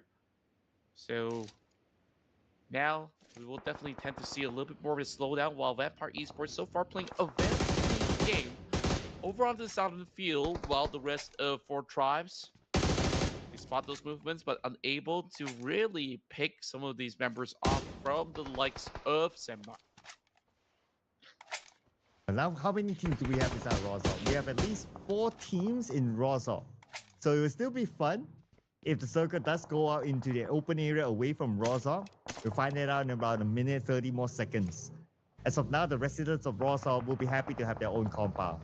For those on the outside, well, I guess it's a 50-50. They want to force themselves into Rosal. But for Cellcom DJ Alliance, if they can secure the hillside south of Rosal, they'll be perfect for them.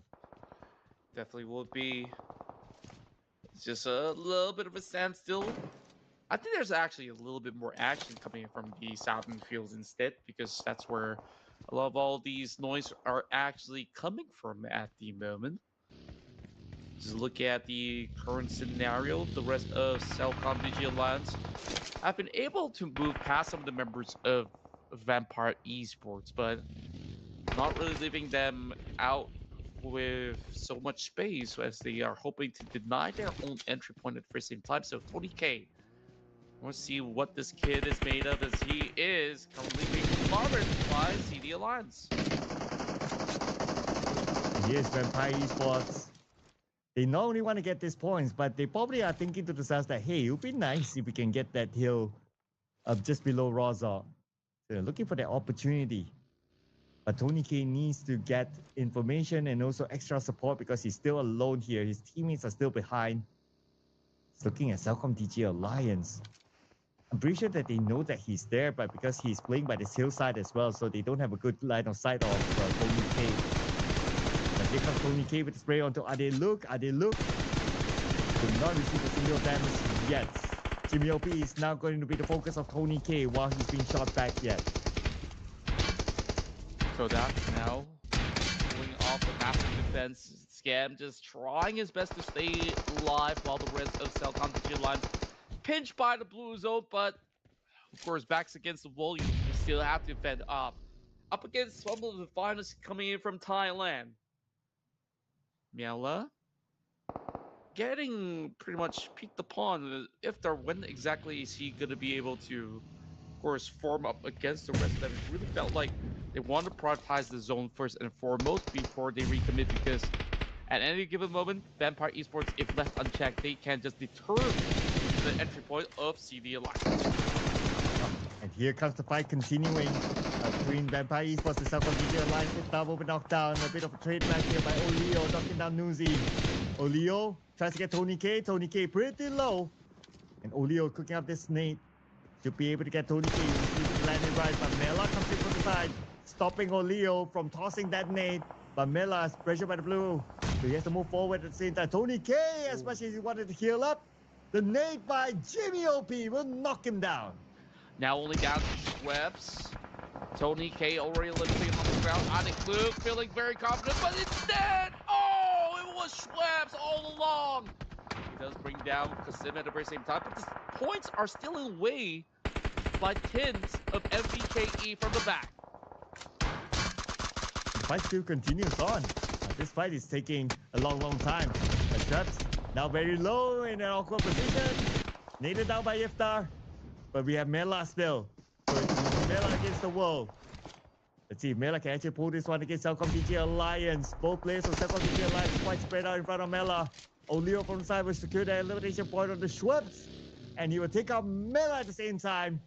Cellcom DG Alliance wins this one against Vampire Esports. What a strong performance out of Cellcom DG Alliance. Where exactly do they place right now after scoring so many massive points? More tribes now locking out the entirety of Blue Star from entering the city. An absolute dark point, while Vince being able to get some glimpse out of Blue. Only a few of the members thus far. Not too sure about the rest, while the members of GLU, they're pretty much pinched at the back with a nade being tossed right in from T24 that actually secures it. And from the back, Olio actually stole away the points against Four Tribes. And fourth rise, what a piece of Rozor with the circle now looking to be entirely in Rozor later on. With a slight chance of maybe moving out, but I'm sure the teams will think of that later. Might as well focus on the Rozor, try to get a good compound while they still have the chance. And BTR has arrived as well at the edge of Rozor. We're gonna see the next circle. Okay, this will tell if it goes out. If it's gonna be a scammy-ish circle. Oh! Wow. Super duper scammy. Who would have thought? You would have think that, okay, maybe the circle goes towards the left, but no, it still goes up north with a little bit of river in it. It's just crazy, I tell you. And because of the positioning of Alter Ego, suddenly they're back in the driver's seat. They don't really have that many members, but if they can just hold out for the longest time, you would expect Alter Ego to be able to score a whole lot of points. Now, Talent Esports has got an awkward job to do. You need to let some of these teams pass you, and there are still teams coming from the south side that they have to take care of. So, what do they realistically do? Well, I guess there's a little bit of answer as to what BTR wants. They want the head of Firen. Well, they want Firen, but they also have to deal with Mika and Yuhai on the other side. Both of them spread out in different areas of Rozok, or at this compound at least, while Alvar is looking over at this compound area. But Vikings in a fight against Fourth Rise. Firen knocked down by Federales. Now they need to focus on the Mika and Yuhai. Yuhai just going on pro. Didn't manage to leap in for that split second, and Gatti comes in, goes in for a very quick trade. Federales actually got pretty much a good setup thanks to them getting baited out by their own teammates. So Federales now gets that grenade elimination while they are slowly withering down the members of BTR. And from the side, Alva is also looking down, so who knows? He might take a pot shot there. Oh, and welcome Celcom DJ Alliance to Rozog, coming from the left side into the city, where Fourth Rise is closest to them, but they're just passing. But I think they're making that rotation to the river side, so that makes sense since the circle is towards that north side, but that's bad news for Scam being the final player of Thora all alone in the warehouse. While Talon eliminated by Noki, and that is it for them at number 8. Yeah, it definitely is a little scary when you're having only a solo in your team. But of course, if he was given the free reign of freedom, I want to see how does he actually perform on a natural habitat. While the rest of Four Tribes, they take the yellow compound while they manage to also find that pin. Wow, that was on top of Can Count while Pekko has to bail out of the situation. So they got to slowly navigate their way around. While it's going to be Foxy getting the 5th kill, and here comes Naki. Sprays after sprays, and that will pretty much knock out the rest of Four Tribes. And put them in a position of domination with 5 elimination points at least for Four Tribes. And Four Tribes right now dealing with BTR. They found Razy by the side. Taking out Razy. BTR still within the circle, so they have some time to buy for them to reset themselves. While we look at the next phase of the circle, it could potentially go up north again where the river is at. And the circle, it goes there where Celcom DJ Alliance is in the middle of it. Still one portion of the river to actually negate some room for them to actually play over on the ground. CD Alliance, though, they're on the outskirts with Doda having the control over on the center. He might be able to also boost himself at the very same time. So what would be the bigger play here? 6 more teams available with a very clustered up Rozok to play out. And VKE, I do believe, has already joined in the scene. While Naki has got a lot of work to do to hold out against BTR. Oh, he's just playing the patient game now against BTR. Waiting for the blue to do its work, and maybe BTR will force to come out. That's when Noki will take the shot. And still behind BTR, but Voxy will be knocked down. Okay, here comes Fourth Rise to finish off BTR as they try to rotate away. But the moment they try to rotate away from Fourth Rise, they will bump into Alter Ego. Alvar is there showing himself. Now Fourth Rise knows that it's not only BTR here, but also Alter Ego. Sure enough, and here we go. Big nades landed from the side of Alva. This could actually open up a little bit more of that spacing while KK is trying to seek out if he could actually form up a get with his teammate. But he is going to take a leap of faith because Alva has got him exposed. He cannot afford to even go in for a rescue, but Federalis, he's bleeding very, very quickly, and those points will now slowly be secured by Alter Ego. Ooh, Saka is here though. On top of this hill, he sees Alva and he will punish Alva for stopping them in their rotation. Taking it out, eliminating Alter Ego at number 6, now down to top 5 teams, 4 tries. They want to finish up the job against BTR, but here comes the Vikings against Celcom DJ Alliance with Iftar knockdown. Now pushing right through, and not quite enough to take out Fonzie just yet, but this actually had a chain reaction erupting. AK now having those nades, killing right through while he at the side of Balak. He's dropping onto the wrong direction, but it will be the rest of 4 tries to be able to fall. Rob Lucky now goes down. Oh, this is going to be a close one with Satar yet again popping off, going on a dominating spree. Ooh, okay. Could Satar be the man of the hour, but he's to heal up first. But he's not able to heal up in time. For luck, we'll make sure that he goes down. That's going to be 4 tries here right in front of them. It's going to be the Vikings with Dora. Final player scam still at the warehouse. Nobody checked the warehouse, so who knows? He could be the kingmaker here. Very well be. I guess you can take his sweet time. I mean, he's all alone, so Scab has got to play this with perfection. We got the rest of 4 tries. His members.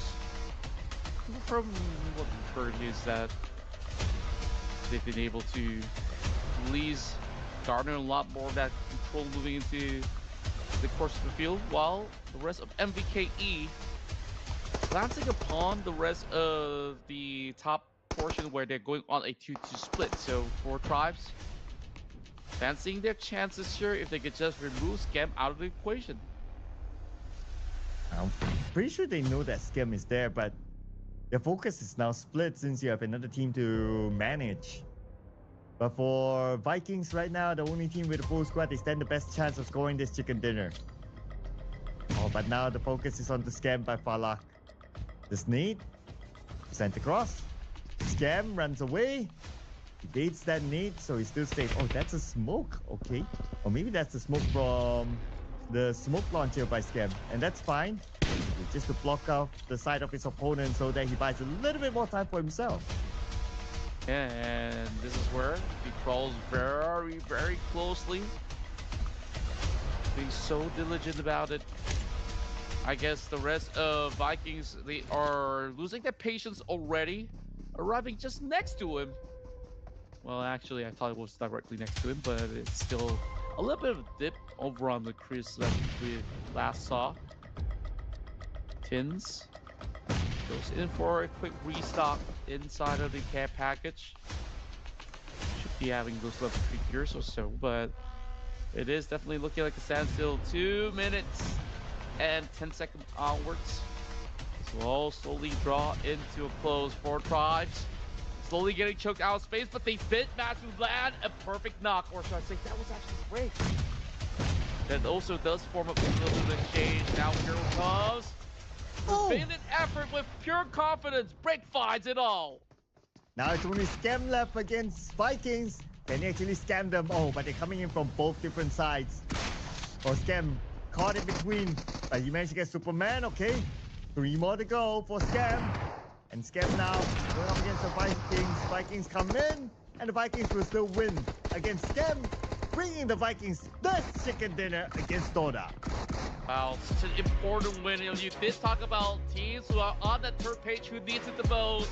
This is it, ladies and gents. Andean Vikings Esports comes up ahead here to close up round 23. But still, with Dora securing their second place, at least that's points for them to gain.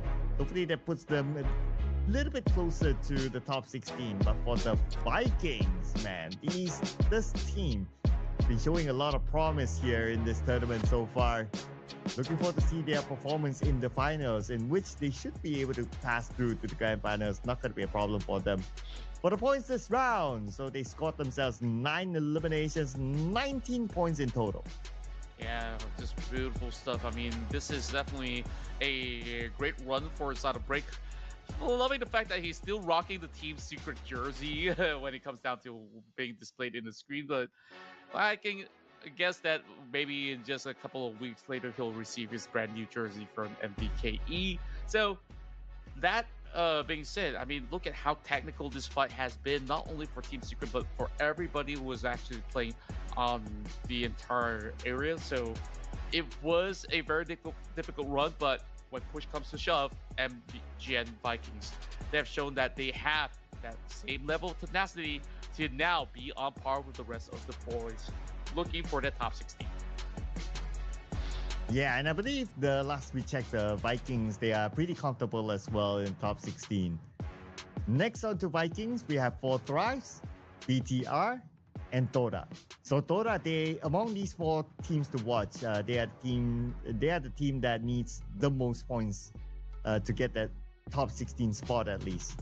So I wonder how far will this propel them into the top 16. They definitely need to find a formula to be consistent coming into the last few days or even the last few matches for them.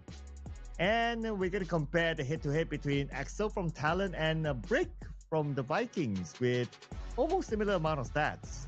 Yeah, the difference here is the assist that he's managed to accomplish. And if we look at Talon Esports as well, Axel, he's got 80% of the contribution. So I guess a lot of it has been funneled towards his side. Well, maybe his teammate only secures like 1 or 2 elimination points at the very least. So they definitely have met pretty much a match between the two of them. So that being said, I think that Falak so far, he's always been showing up, even on certain games that they could not close out. He always puts his best capabilities in order to really buy time for the team or even turn tides around. Yeah, we talk about his best capabilities. Look at his damage, 957 damage dealt. That means that he has been doing a lot of work for the team to allow his teammates to secure those elimination points. Besides Falak, Excel with 4 eliminations, same as Falak. And we have Break here with 3 eliminations. And we have Sata, 3 eliminations with 527 damage. So all of these players representing different teams. And it's nice to see this kind of variety. It just shows the level of competition that all these individual players and also the teams can bring to the table. That's right. And lo and behold, it's a tie between Dota as well as Celcon DG Alliance. I guess that's a decent news for whoever's cheering on to the Blazing teams, while for Tribes Esports coming in pretty closely with those 13 pointers, matched by Bigtron Esports on the same volume of elimination points.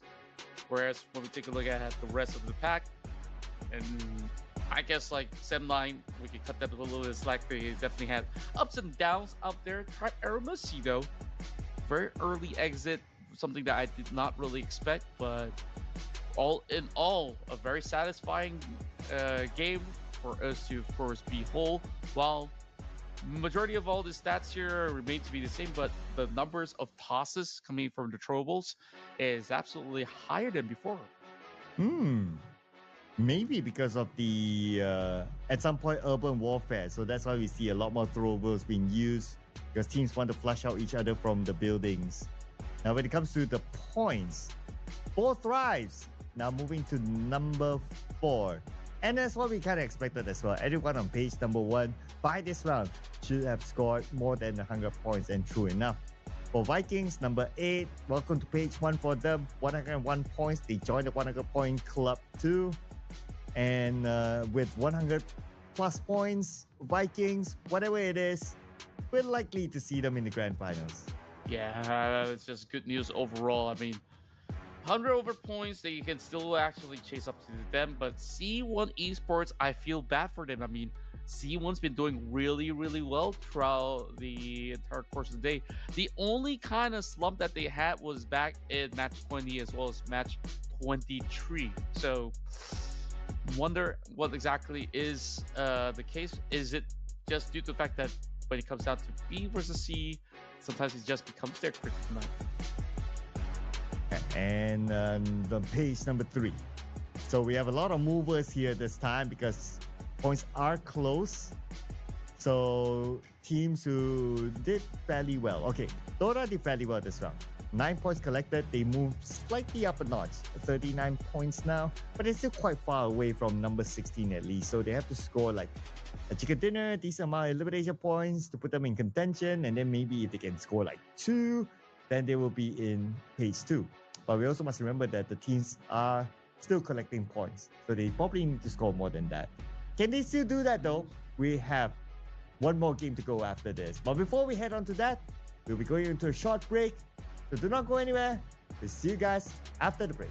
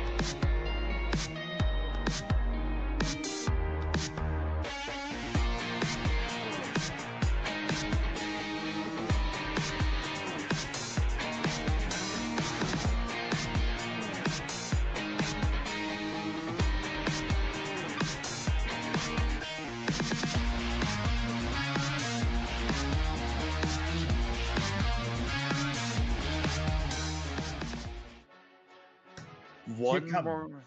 the final day or the final game. Yeah, not the final day yet. We're still early. But final game here for the Ruthless Invitational Showdown Season 10. So, how will it be for this round? Will we see a pastry team scoring that chicken dinner?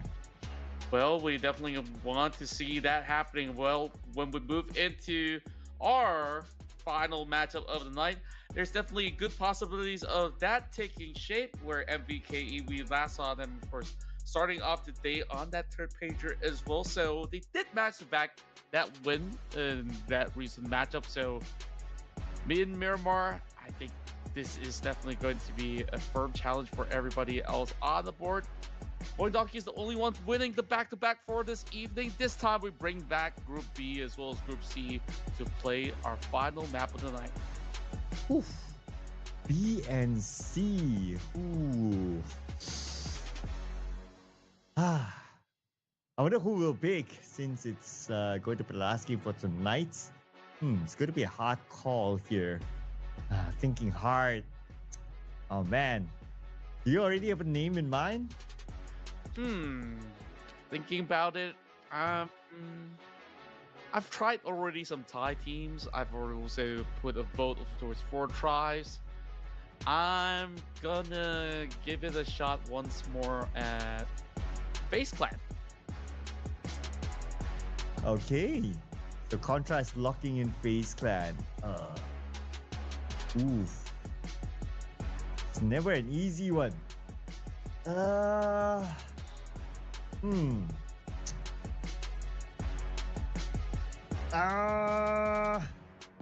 Spit it out, spit it out. I know you got something in there. Okay, let's go. ASIA. Oh, actually, I really do like this pick. I mean, ASI8, we've seen them actually having some really good pass track record, even from the previous NOCs as well as RISs, because when they were playing inside Miramar, there were huge bursts of momentum, especially towards the later stages of the tournament. Well, we're already getting there. Then, as much as we talk a lot about D-Saber having similar sorts of performances, I'm not seeing it quite yet, Chief. So, yeah, ASI8 definitely sounds like the right choice. Well, production is putting faith onto DRS to score 3 chicken dinners today to wrap things up. So, okay, cool. I mean, they had a little bit of a off game in the last Miramar we saw them. So, there's a good chance for them to make a comeback. So, okay, 3 chicken dinners. If they can do that, they'll be the first team to score 3 in a day this season. Oh, wow. I mean, it is definitely not easy to achieve all that in a day. But, of course, everything is possible. With new map comes new opportunities. And therefore, this is the final map of the night as we dive into Miramar to close things off day 4. Here it is. Miramar with a flight path coming in from the left side. Going towards perhaps the northern side. Yep. So yeah, Kumada will be the final end of the flight path. While that, we check out some of the top player stats and everything. Every stat has Sky at the front. So I guess this also gives us a good clue that perhaps at the end of the day, still Sky as the MVP. Could very well be the case. I mean, he's done more than enough for esports to be able to reap so much of these rewards. Now, hopefully, when it comes down to next week, when they do play in the grand finals, that they won't gas out towards the later stages of the tournament. That's something that they really have to work on in order to be crowned as champions moving into this season's invitationals. Now, quickly, as we look at Reigns Esports, are they going to be challenged right now as they move into Chupacera? It seems like that's not going to be the case. Vampire Esports is actually dropping very close by. It really feels like VPE is changing a lot of their drops for today. Yeah, they're switching now this time. Going to maybe Picado. Okay, but anyway, if they choose to do so, then the circle won't be too far away for them. Now it's centered around the area of St. Martin. And we've seen multiple fights happen in St. Martin before. With the amount of teams around that area, it could potentially happen again. Look at this. We Yeah. have Talon, we have DRS, we have RRQ. Interesting enough that BTR did not drop in power grid, so they changed their drop spot as well. But okay, now we have DRS on screen. Unstoppable from Claw almost got a knock on the Delta. Yeah, we could barely see his health bars already as he was actually battling for this garage, but unstoppable. Securing that UMP will be able to flush that position off and gets himself that coupe. Now drives forward. I believe he is going to look for a little bit of a position once he does actually get his teammates nearby. Delta just showing him off, making sure that he does not make a giant U-turn. So DRS, decent start, no casualties. That's the most important thing about moving into this run. DRS is within that kind of close proximity, but not too far off. The rest of Vampire Esports, they did actually secure Picado. Initially, I was kind of scared if they were to move into Chibasera, but it makes a lot more sense, right? For so many seasons, Vampire Esports, you can send 2-3 teams, you can send TJB, you can send like even Kenfa into that area. As we saw, they will flip, and ASIA goes in for the chase. And just like that, 3 members out of Boom Esports. Oh, God, flipped out by Casanova. Oh no, not the start that Boom Esports wants. Just like that, they drive by. They didn't mean no harm. But now they lost 3 players only left with Pubg. Oh man. Not a good start for Boom Esports, and all that Pubg can do right now is to play for placement points. Yeah, I just didn't really expect that to be in one full sweep. Pombit, I guess he was lucky enough, but he's on the separate vehicle of running around with the buggy, having just about enough speed.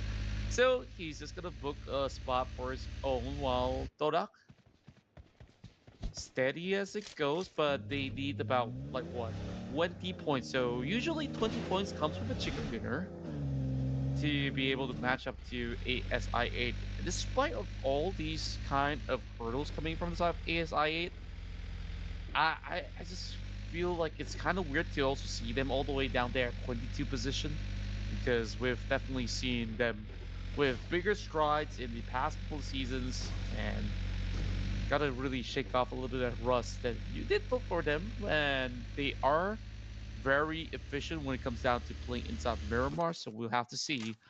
Can't really say the same about Toda. I just feel like Toda, they're just doing a lot of test rounds where I'm not too sure whether if they're trying to improve the firepower or not, because they haven't really won a lot of trades so far. Yeah. Even when they scored their second place, it was scam, like just playing very quietly in that warehouse above Rozok. So they really need to find a way to gain more points than just to play for placements. Because right now they're at number 23 and they're only at 39 points. Unless like if you're like what page 1 teams, then sure you can just go for placements and you'll be fine. But if you're at 23, it's about catching up the points and you have to find a way to bring in the elimination points. Just like how Faceland is doing right now by knocking out Racing. Yeah, true enough. And if you can recall, you know, back in day 1, some of these teams rack up points as if it was nothing. Like 39 points is kind of like just 2 good rounds for esports. Hate to make that comparison, but like they gotta also let certain realities sink in that they are very far from where they need to be, and if they really want to make it, they gotta start also learning some of the patterns coming in from the rest of the teams as well. That's as much as I would actually say from some of these performances. But Talent Esports are in a decent hurdle, just a little bit inconsistent. Talent Esports, though, today having KF to be really performing out of his mind coming into those rounds that we saw moving into Wrangle. Whereas Nate T now brings in the monster truck. There is one member out of Tribe Ermacy is kind of lurking in between. He's got that grenade, but realistically, what can he do about it once all the members of VX arrive to the scene? And who is Ram Toy taking the place of Lamborghini? Serious guy. And everybody's area now, they are surrounding that player. And they will be able to get the knock. Easy peasy lemon squeezy for them. They have the numbers against Trapper or Messi. So that will be them securing this area for themselves. Now, Ram Toy, who are you? I've never seen this name either in my life, so definitely a little bit of a big surprise, because when I'm looking at the name itself, it's like, is this actually somebody that we do know? But speaking of which, Droppoint gets knocked down with Zio chasing moving around, knocking from Zio does actually strike them apart. That's 2 in a row. It's not really getting everybody out just yet, but he does! Oh, what a clutch! They go Savior out for the count. Well, not the best start for Ramtoy, unfortunately. But then again, Talon took advantage of that situation. Axel being sneaky to steal away 1 elimination point. And it's more like a hit and run. It's like, okay, he got that one, he backs off, which is fine. I mean, Talon, they're at a position that they could use more points. They're at number 15, so to play a bit safer, it's okay for them. Yeah, meanwhile, Savior though, running up the hill with just about each member is pretty much segregated. Definitely is a no-go. So Savior definitely have to improve on their recovery run. When it comes down to the circle, it seems like we are finally getting a little bit more of that Oasis. I've been waiting all my life to cast on that Oasis side. Is it gonna happen? I'm not too sure, but we will find out in a short moment. Ooh. While Reigns Esports coming back into the game with their first elimination this round. And true enough, like what you said, that we don't always get to see an Oasis ending circle. Now, remain hopeful, because we're only at stage 2. It could go there, it could pull away. But I'm with you on this one. If we get an Oasis circle, that'd be nice. We don't always get to see it. Yeah, and likely more so that we actually do get quite a number of all these rounds to be moving into La Corberia, but look at how these teams are preparing the rest of ASIA. They're in the blue zone, being occupied at the moment. MVKE chooses not to really go in for that pursuit. Well, we're having a little bit of brawl outside of the water treatment. It is going to be Claw versus the rest of RRQ. Very familiar opponents for either side, as they both duke on each other with this Indonesian rivalry. While Nuzi goes in. You are jumping over on for this dude. Comes down Shama, and here coming with the full set. Tony K arrives to the scene, but it is him being sent out very swiftly. So, down now. Recovery run was he does spot out Schweppes on the empty corner, trying to secure Nuzi in return and brings Chama back to life. And that is Vampire Esports out. Unfortunately, number 15, no points at all this time. About a mini screen. You're seeing RRQ in a fight with another team. It looks like Claw. Hopefully get a better view soon. Fight continues on somewhere else while DRS recovering from the fight against Vampire Esports. And yes, it's going to be Claw against RRQ. A fight for this compound by the roadside. Yeah, speaking of which, this is where Red Face actually cuts right across, where the rest of the party just cuts over onto the creases of the window pane just to shut him down. RRQ being deterred while the rest of the claws have been able to put more than just a scratch to send out RQ very early tonight. Well, 3 points in return so far, looking pretty much clean on what they've been able to achieve. Face climb with a hilltop. A good spot for them to be in. Anytime you have a mountain or a hilltop that you have secured, it's always good for you. And that's where Reigns Esports is going towards as well. But that decision might change soon. We'll see the next circle. Some teams are heading towards the Oasis area, Torda around the area. And Pubg being the final player of Boom Esports is heading towards there as well. And looks like Contra, you're probably going to get your wish. Still, the Oasis in the circle. Boy, oh boy, this is about to become a very big party by the desert. And I'm not too sure if it's going to be anyone that's going to be residing inside the Oasis, where a lot of all these teams were still hoping to have that high ground hole. So if they were to actually cut close by, we will see a lot of all these teams to be able to actually secure a little bit more of that damage point. Meanwhile, Zeta getting some damage done against the rest of Talon. The Indonesians definitely love to go up against themselves. A little bit of healing being done while he's actually taking that leap of faith. While Red Bull, with this crazy angle coming from FaZe Clan, has spotted some of all these straggling members of Claw, where they can't really afford to move too far, so they have no access to their vehicles. Yeah, and with this high ground, it stops Claw from moving around easily. And Red Bull has them locked in. And only Red Bull, another player from FaZe Clan, is also looking down onto Claw. But this is the good news for Claw is that they are in the circle, so they can buy a little bit more time for themselves. And they can stay there and hope for FaZe Clan to move away. But now they're not in a desperate move to shift themselves away from this area anyway. But if they can clear off Red Bull, why not?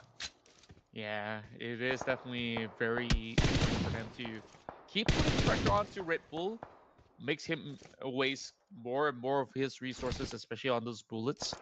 But as a main fragger of the team, you would typically carry about 300 to 200 over bullets. So he will definitely have to manage all these resources. So looking at the current situation, it doesn't seem like he will be able to hook and prod any further. Venom now hiding right inside as the rest of Raids Esports are hoping to push right in. Look at the rest of members. Doc now. Chase, and it seems like he did not manage to swerve and plunge. Leo did at least come in for the cover, but there is still pressure going on. Whoa! That was a very swift pickup, but it seems like the rest of Sam 9, they're going to be looking for a little bit of hustle up the hill. And Farron is looking at the hill. They also don't need to really move away since they're in the circle. But of course, it's always better if you can clear off those that are looking down onto you. Including Talon is one of those teams that has this hill locked in as well. Boy Donkey the same. A lot of hillside area around this circle. But you might move away. At the same time, we're holding our breath for the circle to land inside of Oasis. Oh. Still has part of Oasis in it. Okay, I'm happy enough with what the outcome is from here on, because 50% of it still covers the north point where BTR is currently playing over field Pond. He's hiding inside of the shack. So you can see that this becomes such a technical battle, despite this not being an urban setting. It is in an awkward spot where all these teams are just hoping to really hold the high ground. And currently, Boing Donkey are the kings of the field because they got multiple layers being secured. Whoever's on the back of the Oasis is going to be a different story where Void Donkey doesn't really have the vision upon them. So that is going to be free real estate. Meanwhile, more and more teams driving into the Oasis. Finally, we get to see them having a little bit of field time in the waters. Aha, that includes the Vikings. Now BTR. Break is driving by. Sota tries to stop them from the side, but they managed to crash in though. Now the Vikings, they got break here, but he's taking a lot of damage from the molly, down to 50% of health. Superman from the other side cooking up his nade. For Break, which is that's okay, 5 bullets in the barrel. Break jumps into the building, he needs to reload. Sends a molly across to buy him a little bit more time for him to reset, but Break will be knocked out from the side by Foxy. Wow, great engages coming in as Foxy having to hold a perfect line of defense. Now that breaks apart the rest of MVKE's positioning. Slowly getting isolated. Now that grenade's also falling right in. Perfect lob coming from Federalis. And just like that, all that hustle has been botched out by the rest of the Vikings. Only one member remained. So Federalis secures it, adding more of all these points back to BTR side as they will now be moving deeper into the top 10. and Dota as well. They're not too far away from the Oasis area. Playing by the edge of the circle, they can gatekeep teams from coming in, including Reigns Esports. Refuse seem to be bleeding out. For FaZe Clan, they're still happy with the high ground that they have. And they have information around them, including Claw. Now trying to move away. They're hugging this hill so that Red Bull will not have a good line of sight onto them. That's right, and FaZe Clan, they're still not giving off their prior position. It's all about securing this spot because there's to be more team to be expected to be cutting right across. Now look at the big wraparound. Rates Esports starting to get punished by the rest of Sem9. Mika, so far very sharp. We finally get to see Mika play.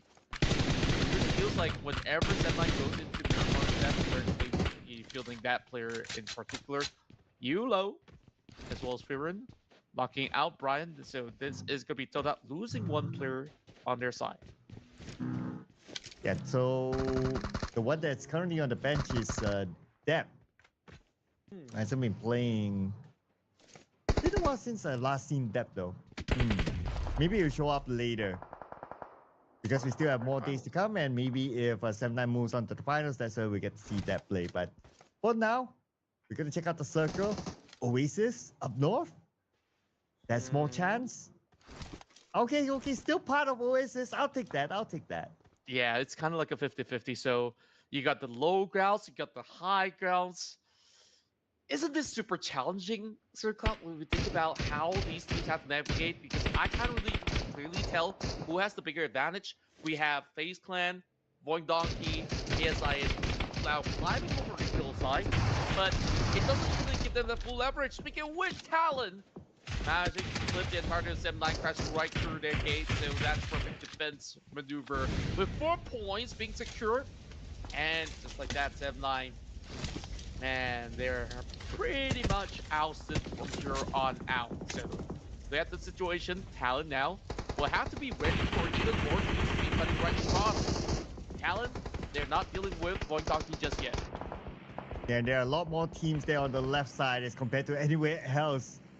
A Canary, something happened that he got knocked out from a fall damage for some reason. Maybe when he was trying to jump down from the high ground. By the way, now ASI8 spraying down onto Talon from this high ground. What an angle by UGM. But still not able to secure any elimination points. Yet they are not in a hurry though. As long as they can have this high ground for themselves, they'll be fine. But Void Donkey is going to share the other side of the high ground though. Talon is trying to climb up. They're not cooking this nade. It's going to be a short toss for him onto the corner. But Zeta mollied and naded down instead. Great read coming from Talon Esports. Right now, the rest of Void Donkey, they got to move all the way back up to the hillside because the rest of Talon is chasing on their kills. Zach Kenyav is able to find any form of angle. Then he gets them down. Things again coming in from the side of Talon Esports. Actually now tries to fall back as the Molotovs are just flipping onto the majority of them. The health bars are falling really low, but the rest of Void Donkey have been shut out with only 1 point secured. Fight's not over yet at this hill area. Talon and ASI8 now. As Ayuk will be reviving his teammates. ASI8, they try to close the gap. But Torak's here as well. Okay. They have to deal with 2 different teams. 3 teams basically at this hill area, including Real. Yeah, Real got to really fall back. This could be a really good chance so long as Torak allow all these teams to fight towards these corners of the map. They can still squeeze into the top 5, so they don't really have to participate. But judging from this situation, they cannot afford to also trail too far behind because PTR is somewhere within the Oasis. Nate now coming in. As UZM pushes up the hillside, ASI8 are trying to rampage them throughout, but Talon Esports, as they are, there will be a drop shot coming from the side of Casanova to be able to deter that advancing push coming from Talon Esports. Oh, but here comes FaZe Clan. At the top of that hill, UZM will be eliminated by Real. Real steals away that point. And now Real, will he be able to steal more? Because Tora needs a lot more points. While we check out the circle, where will it go? Will it be at the hill or at Oasis? It's going to be somewhere in the middle. And that's going to be mostly the hill area.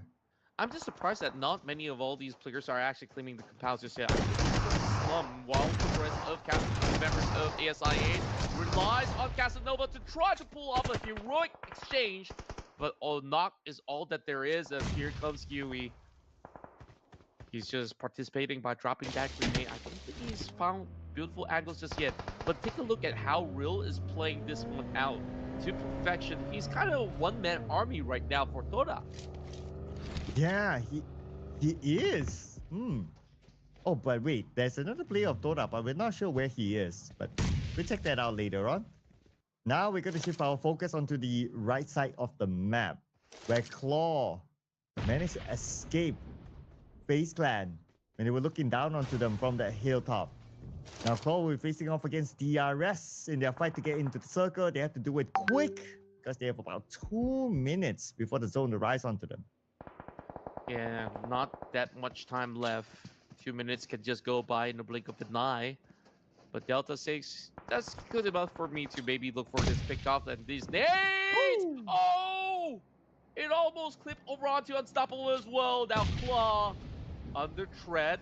You can see how far Unstoppable dashed away, but Delta's going to be looking to close right in. Second time coming, we'll be able to secure the knocked member.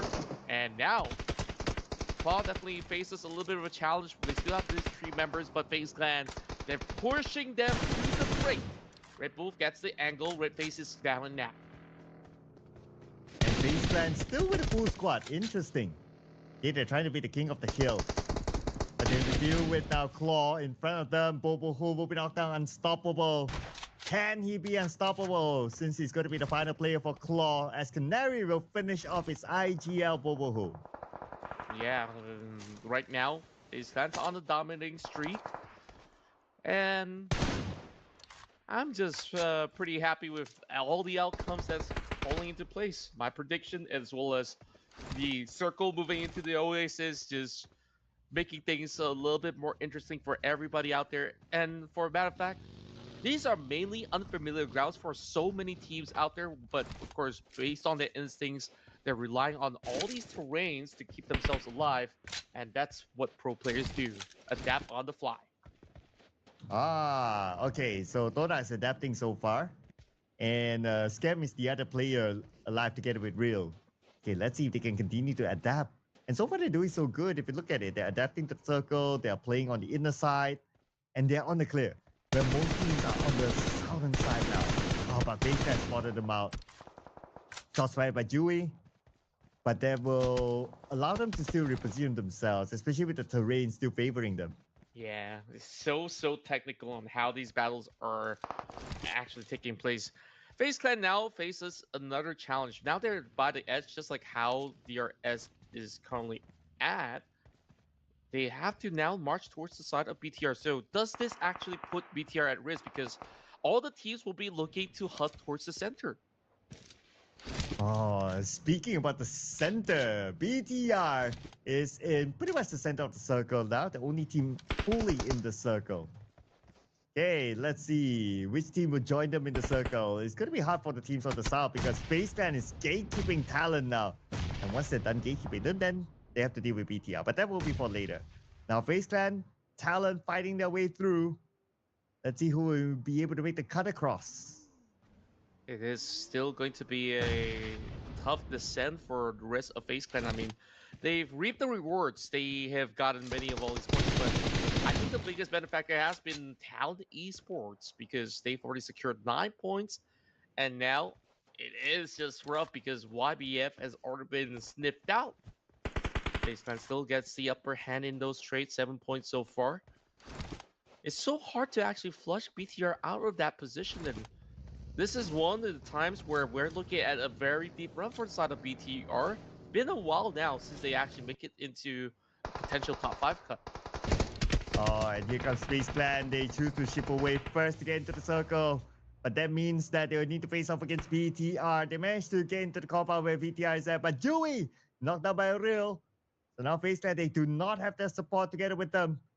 BTR, they position themselves together in the same building. They will not be interested in face off against BTR. They will let maybe Talon maybe DRS, maybe Tora to deal with them first. True enough. Well, it's gonna be a shot for QQ. Getting another one in the back for the side of Baseline. We finally move into our top 5 after a long hustle. As we're looking at all these teams trying to get into the center of the zone. Base Clan did manage to secure some of the compounds for their own. DRS now finds it a little bit tricky. There's hogging by the corners. Now, when exactly will they actually emerge over onto the top course? It doesn't seem like they do have a firm entry point because BTR could also get those angles up against DRS. So look at who will actually come up ahead. While there are straggling units coming from the north point of the Oasis. Okay. Who else is at the north point? Okay, Toda. There's that one other player. Okay, I think that's from BK. Vikings. Yeah, that's Vikings there. Okay, just to get a confirmation. Anyway, so we'll see a lot more fights here happening at the south. As teams will start to fight to get into the circle. This Real, his position. I'm looking at him to be the guy who would be the one to dictate how this fight will go. With this kind of position, he could pretty much aim down onto any one of them. Yeah, and you know what? I really like his confidence moving into this matchup. Because he's been walking around and he goes unpunished for the most part. He's the Punisher instead. Because he's been able to steal some points away from Pal Esports. Now, I would say that there's less of that opportunity and more about how they will be able to just play out stage 9. If it goes all the way to the center, do we actually see a chance for some of these guys coming in from Toda? Because they are relatively close to the center. It is Todak's best chance if that happens, if you think about it. And when stage 9 appears, then there's no more circle, the zone will close entirely, that's where it will slowly go into the center, and yeah, that's where Toda will have their best chance of getting this chicken dinner. Okay, let's see if they can get this one. Another potential storyline of a Page 3 team to do well, and maybe Toda will be a strong contender in the top 16. True enough. But that also requires a few things to happen in this matchup. DRS, Baseline, as well as BTR to be dueling each other so that a lot of all these pressure to be relieved from the side of that in order to claim more of that space. So far, Delta is being sent upward to try to go in for a peek, and they did manage to spot out the Lone Ranger coming in from the side of Vikings. Now as battle is up, smoke being popped right there, and Scab! He takes that opportunity to strike, but instead, Shopper QQ spots him out, and that will be the elimination of Toda as they were pretty much sniffed out the moment that they returned the fire up against Baseline. I worried that we just jinxed them. Oh well, it is what it is. But the fight will continue on right now with the player at the northern side, the final player of Vikings. Now Baseline moves forward. The moment they did that, DRS took them out, eliminating them at number 4, down to the top 3 teams. DRS with 3 players going up against 2. Wow, production could be right here, but it's not over to Contra Sings. Anything could happen here with Wunti in the middle of this fight. Sata will be putting focus on the Wunti on the lower ground. Sata comes in with SLK, not able to land his shot cleanly yet. I have the energy to save, but I do have the energy to actually scream for a DRS who's going on a rampage to close off the series of the day. And wow, this has been the best performance that we've seen so far coming out of DRS for today. Wow, the first team to claim 3 chicken dinners in a single day, and it came from DRS. And because DRS got this chicken dinner, production scores another point. Ooh, even production's coming back. Yeah, it's a really huge comeback story for everybody out there, but most importantly, DRS. 3 chicken dinners? Does that mean they even get to actually challenge Point Donkey at number 1?